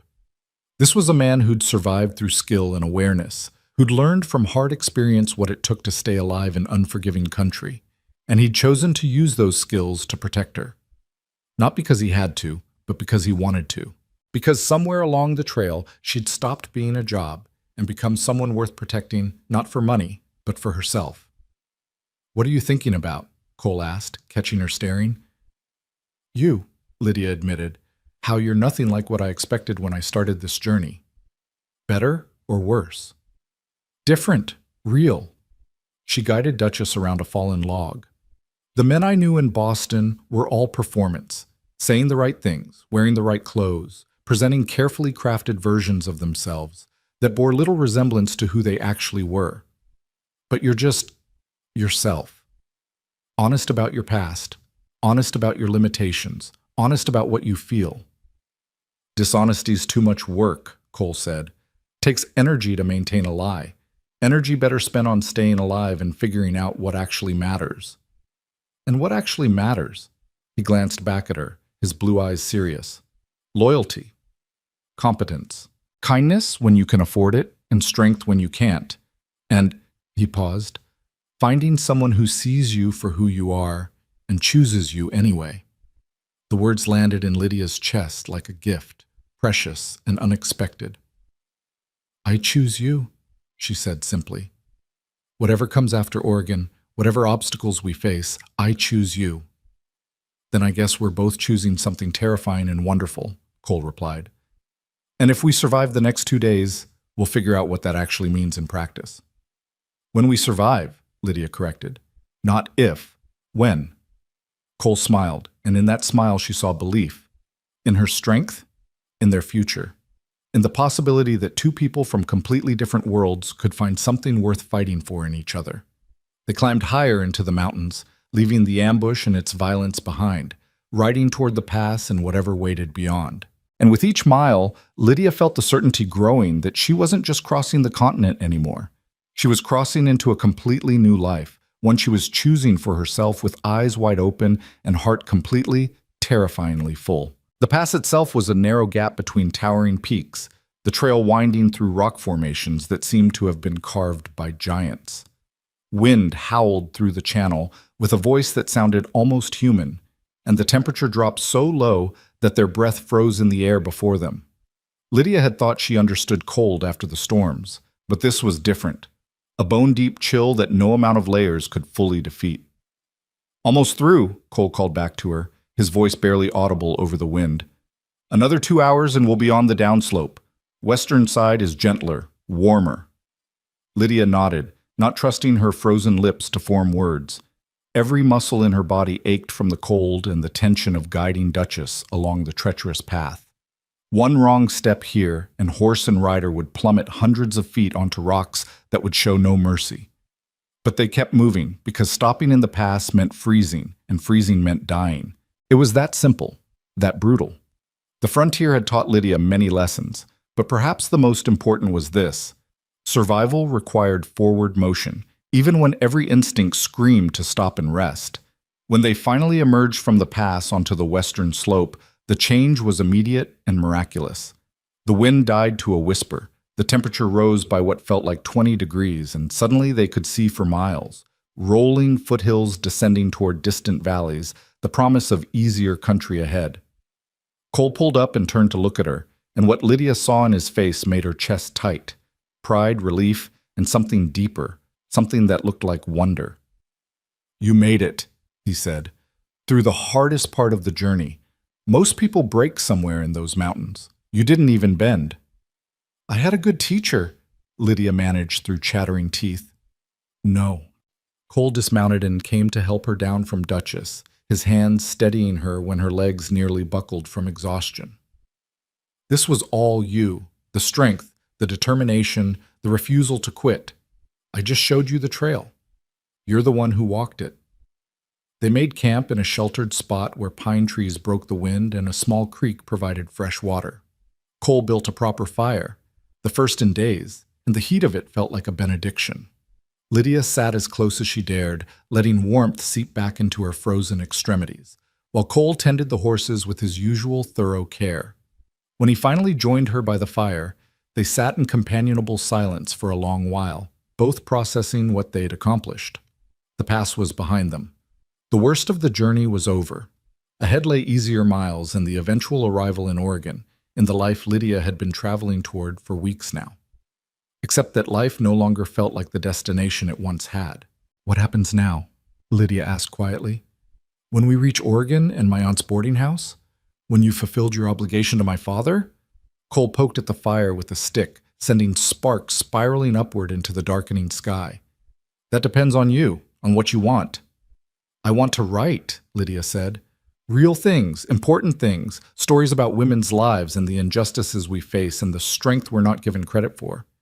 I want my words to matter, to change minds, to contribute something meaningful to the world." "Then you'll do that," Cole said simply. "You've got the talent and the determination. The West needs voices like yours, people willing to tell uncomfortable truths. And I want you," Lydia continued, her heart racing. "I want to build something with you. Not because society expects it or because it's convenient, but because somewhere between Wyoming and here, you became the person I can't imagine living without." Cole set down his stick and turned to face her fully. In the firelight, his blue eyes were luminous, filled with an emotion so intense it made her breath catch. "I don't have much to offer," he said quietly. "No land, no fortune.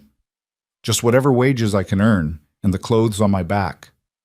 I'm not the kind of man your father would have chosen for you. Not the kind of match Boston would consider appropriate." "Good," Lydia said firmly. "Because I didn't cross 2,000 miles of wilderness to end up with appropriate. I came here to choose my own life, and I choose you, rough edges, dangerous past, and all. Even knowing I might never be respectable. That I'll always be the man who's killed people, who lives by his gun as much as his wits. You're already respectable where it matters, in how you treat people, in your honor, in your refusal to take advantage of power when you have it." Lydia moved closer, taking his hand. "Besides, respectability is overrated. I'd rather have real." Cole brought her hand to his lips, kissing her knuckles gently. "You're remarkable, you know that? Absolutely remarkable." "I learned from watching you," Lydia said, "how to be brave even when terrified. How to keep moving forward even when stopping seems easier. How to be honest about what I feel instead of hiding behind pretty words and propriety." "Then we learned from each other." Cole pulled her close and she went willingly, settling against his chest where she could hear his heartbeat strong and steady. "You taught me that not all wealthy Easterners are useless, that education and strength aren't mutually exclusive, that sometimes the bravest thing is choosing vulnerability." They sat like that as night fell completely, wrapped in each other and their blankets, watching stars emerge in impossible numbers. Somewhere in the distance a wolf howled, and another answered, wild voices in a wild land, singing their existence into the darkness. "Cole?" Lydia said eventually. "What's the plan? Realistically, what do we do when we reach Oregon?" He was quiet for a moment, thinking it through. "We go to your aunt's boarding house as planned.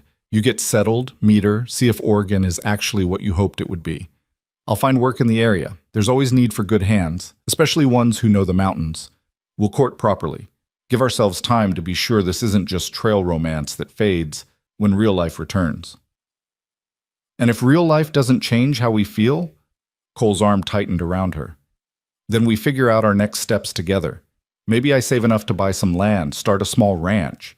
Maybe you establish yourself as a writer, find publishers who will take your work seriously. Maybe we build something neither of us can quite imagine yet, but that's ours." "I like that plan," Lydia said.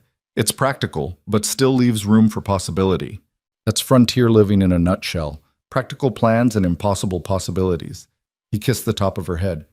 "But whatever we build it honestly. No pretending to be something we're not. No hiding who we were or what we've done. Agreed?" "Agreed." Lydia tilted her face up to look at him.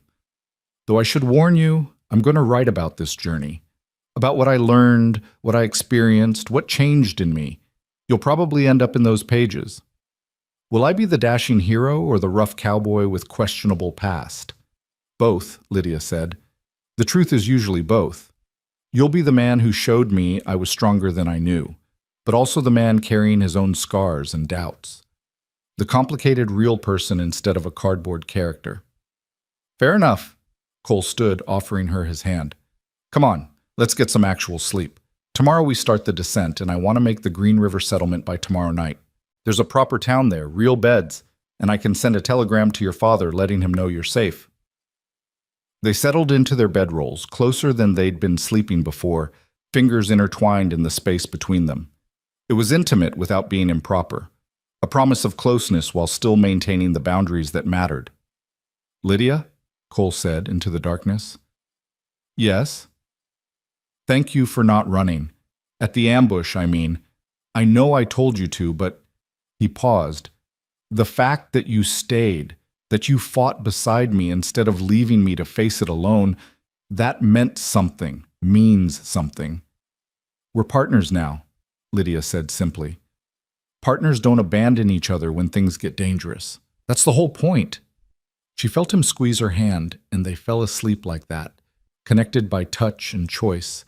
Two people who'd started as strangers and become something neither had expected, but both desperately wanted.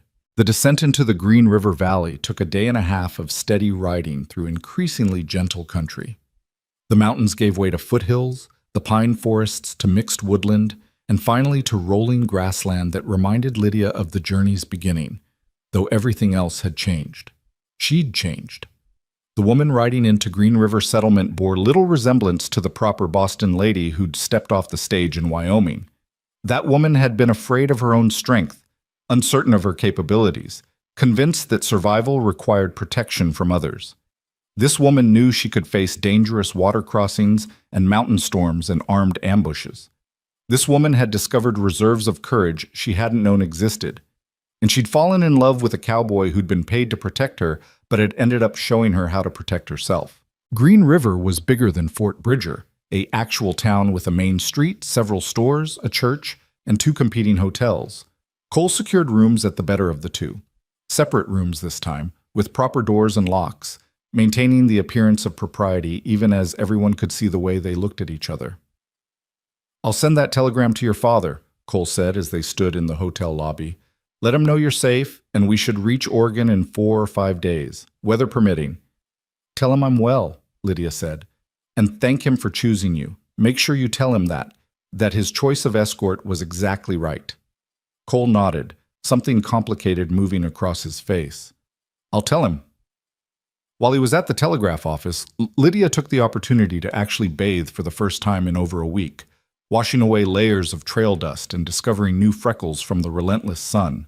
The woman in the mirror looked weathered, sun-darkened, somehow more substantial than the pale creature who'd left Boston. Her hands had calluses now, her arms showed actual muscle, and her eyes held a confidence that hadn't been there before. She dressed in her least trail-worn clothes and went down to the hotel restaurant, where Cole was already waiting. He'd cleaned up too, shaved and changed shirts, and the sight of him sitting there, this dangerous, complicated, honorable man who'd chosen her just as she'd chosen him, made her heart skip. Father's reply came back already, Cole said as she sat down. Telegraph office said he must have been waiting by the wire, because the response came in less than 20 minutes. What did he say? Cole pulled out the telegram and handed it to her. Lydia read her father's characteristically terse message. Glad she is well. Stop, Tanner. Tell her I knew she could do it. Stop. Thank you for keeping your word. Stop. Final payment sent to Oregon City. Stop. He knew I could do it, Lydia repeated, something tight in her chest loosening. Not that you could protect me, that I could do it. Your father's smarter than you give him credit for, Cole observed. He could have sent you by train in comfort and safety. Instead, he hired me to take you overland through the hardest country possible. That wasn't about your safety. That was about your strength. Lydia looked at the telegram again, seeing her father's decision through new eyes. Perhaps it hadn't been about driving her to Oregon to cure her of ambition. Perhaps it had been about giving her the kind of challenge that would prove, to herself and everyone else, exactly what she was capable of. I need to write to him, she said quietly. Really write, not just a telegram. Tell him that I understand now what he was trying to do. That I'm grateful, even though I was furious when this journey started. He'll appreciate that. Cole signaled the waiter. But tonight we eat actual food and sleep in actual beds and celebrate the fact that we survived the worst the trail could throw at us. The meal was simple but felt like a feast after weeks of jerky and hardtack. Real beef, fresh vegetables, bread that didn't require determination to chew.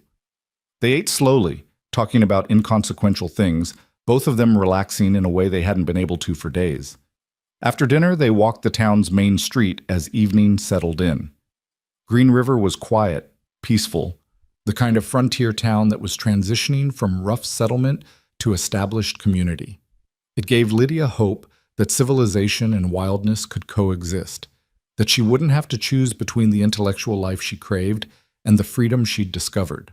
"What are you thinking?" Cole asked as they paused at the edge of town, looking out at the valley stretching westward.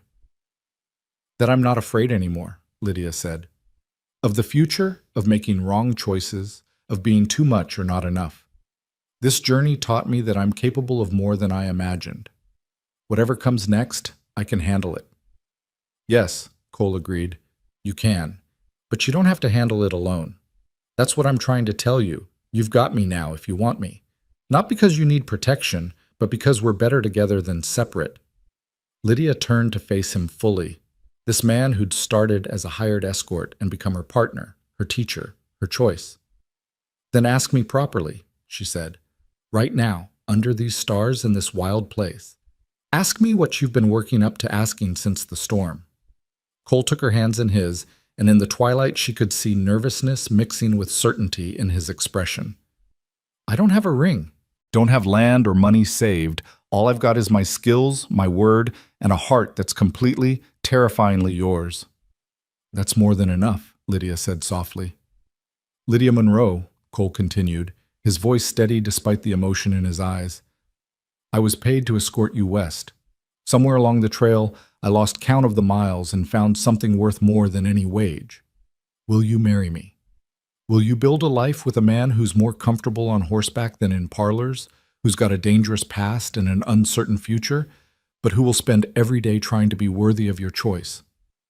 Tears were streaming down Lydia's face now, but they were good tears, joyful tears. "Yes," she said clearly. "Yes, I'll marry you. I'll build a life with you. I'll take your uncertain future and add my impossible dreams, and we'll create something neither of us could have managed alone." Cole pulled her into his arms and kissed her properly for the first time since the storm, not desperate and fear-driven, but slow and certain and full of promise. When they finally pulled apart, both were smiling through tears. "We should tell your aunt when we arrive," Cole said. "Get her blessing before we make any formal plans." "We should," Lydia agreed. "But Cole?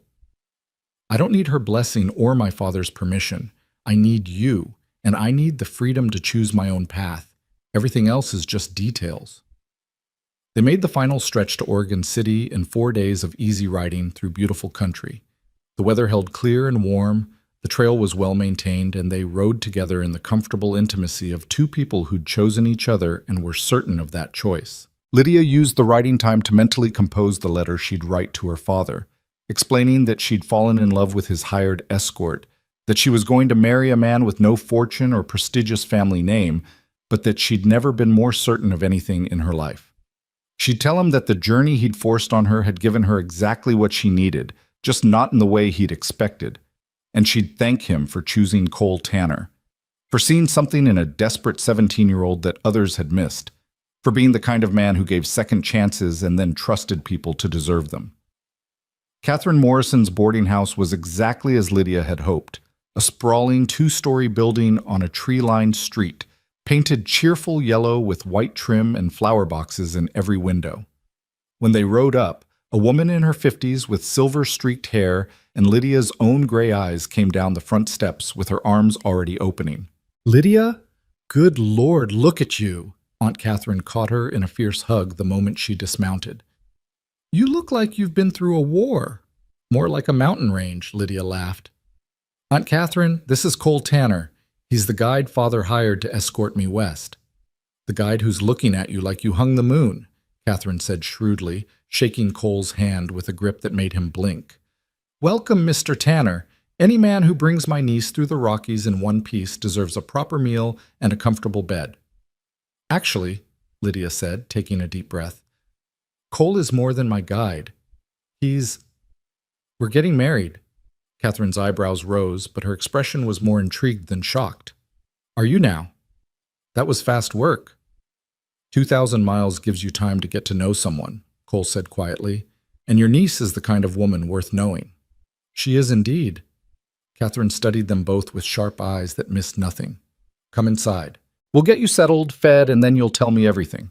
And I mean everything. How this happened, what your plans are, and whether my brother knows he's getting a cowboy for a son-in-law.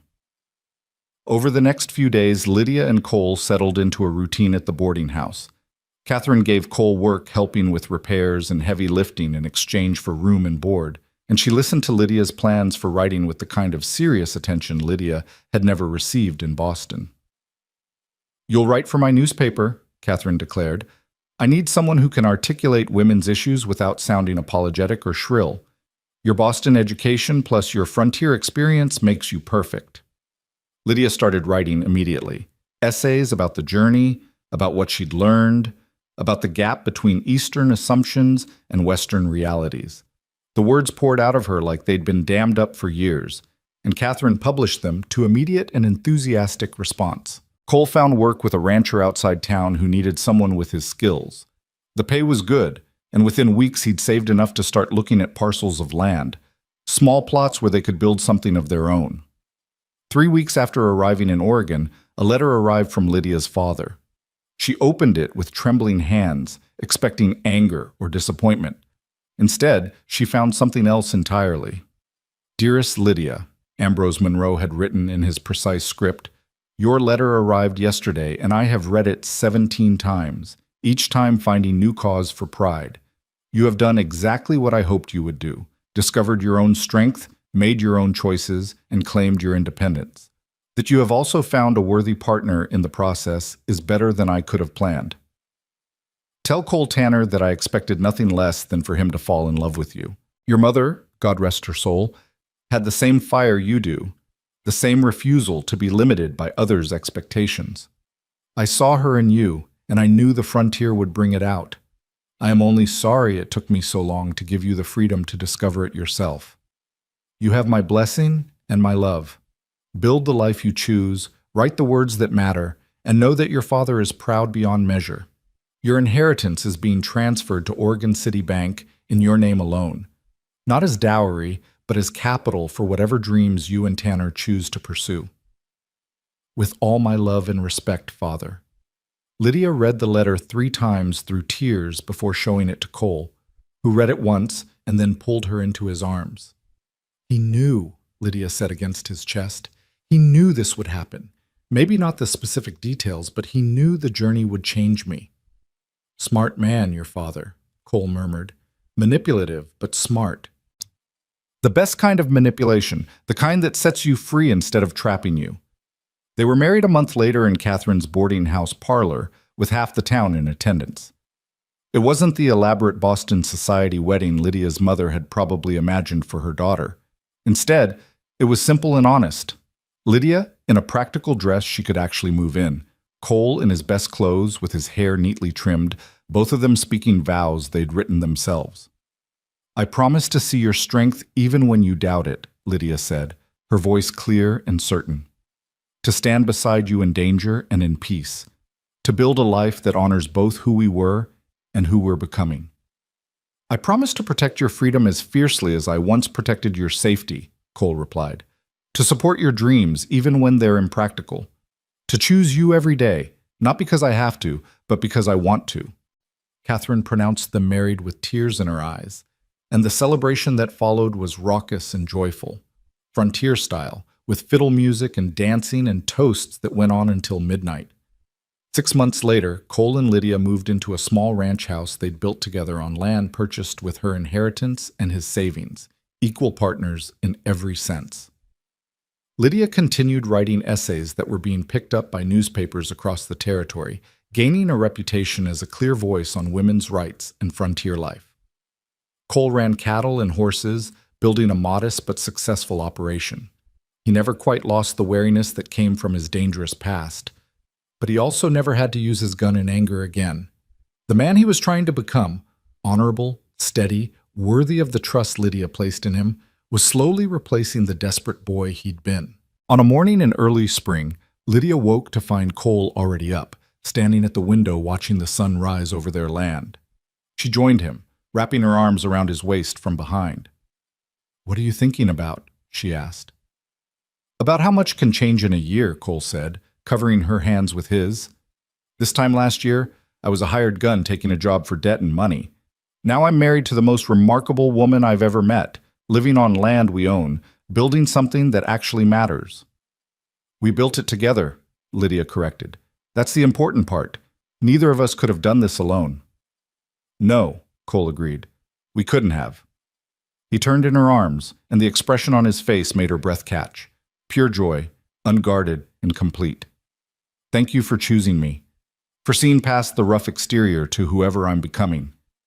"Thank you for teaching me I was strong enough to survive the journey," Lydia replied, "and brave enough to choose what I wanted instead of what was expected." Cole kissed her gently, a promise and a celebration all at once. When he pulled back, his hand came to rest on her stomach, where new life was just beginning to make itself known. "Looks like our next adventure's beginning," Lydia said, covering his hand with hers. Cole's smile was brighter than the sunrise behind him, his eyes glinting with that particular light she'd first seen in the Wyoming dust, the look of a man who'd found something worth protecting, worth building toward, worth being better for. "And this time, darling," he said softly, pulling her close, "we ride together. No more trail where we're just escort and client. No more pretending what's between us is anything other than what it is. Just us, building our life, facing whatever comes as partners." "As partners," Lydia echoed, looking around at the home they'd created. Simple but sturdy, practical but beautiful, everything they'd chosen together. Outside, horses grazed in the morning light. Inside, books lined the shelves next to Cole's carefully maintained equipment. It was a life that honored both of them, that made room for her words and his skills, her dreams and his hard-won stability.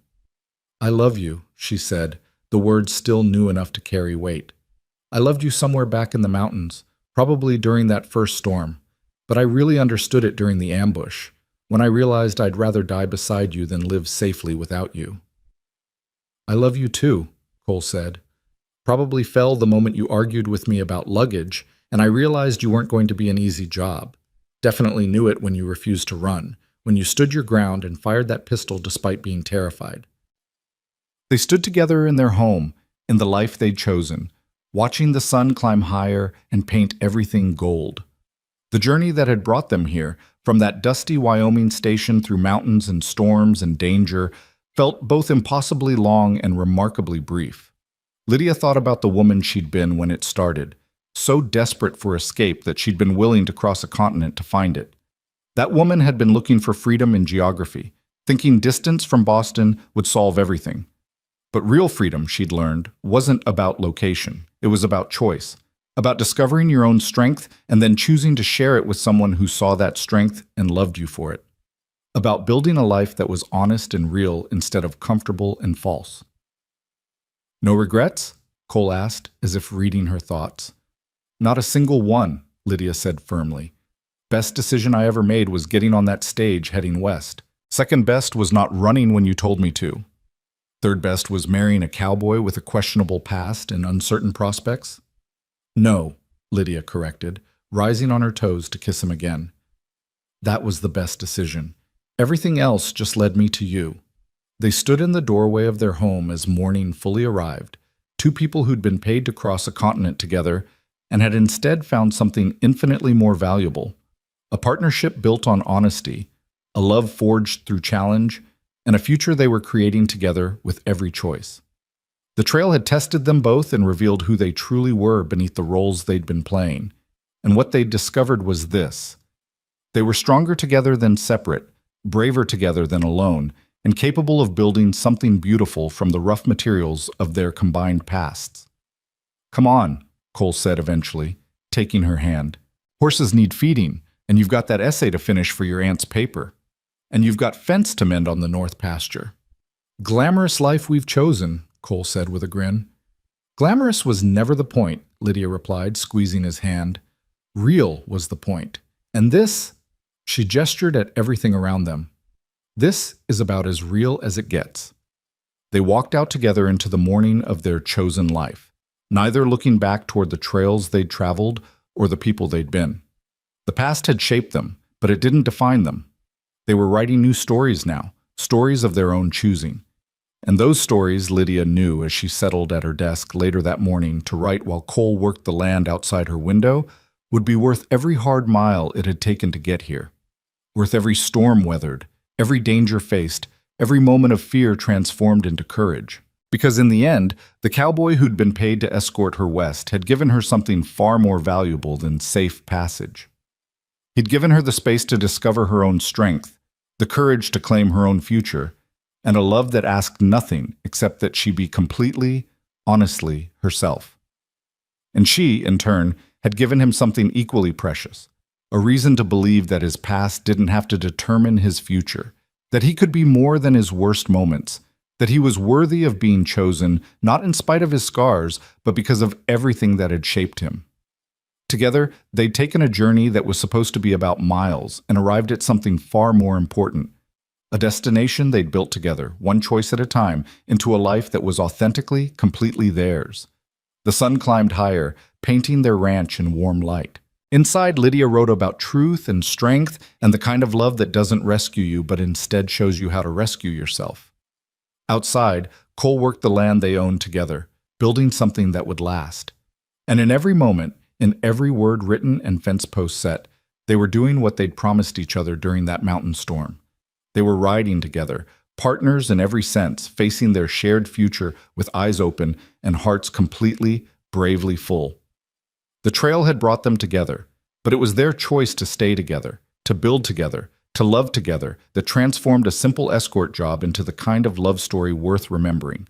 And that, in the end, was the greatest adventure of all,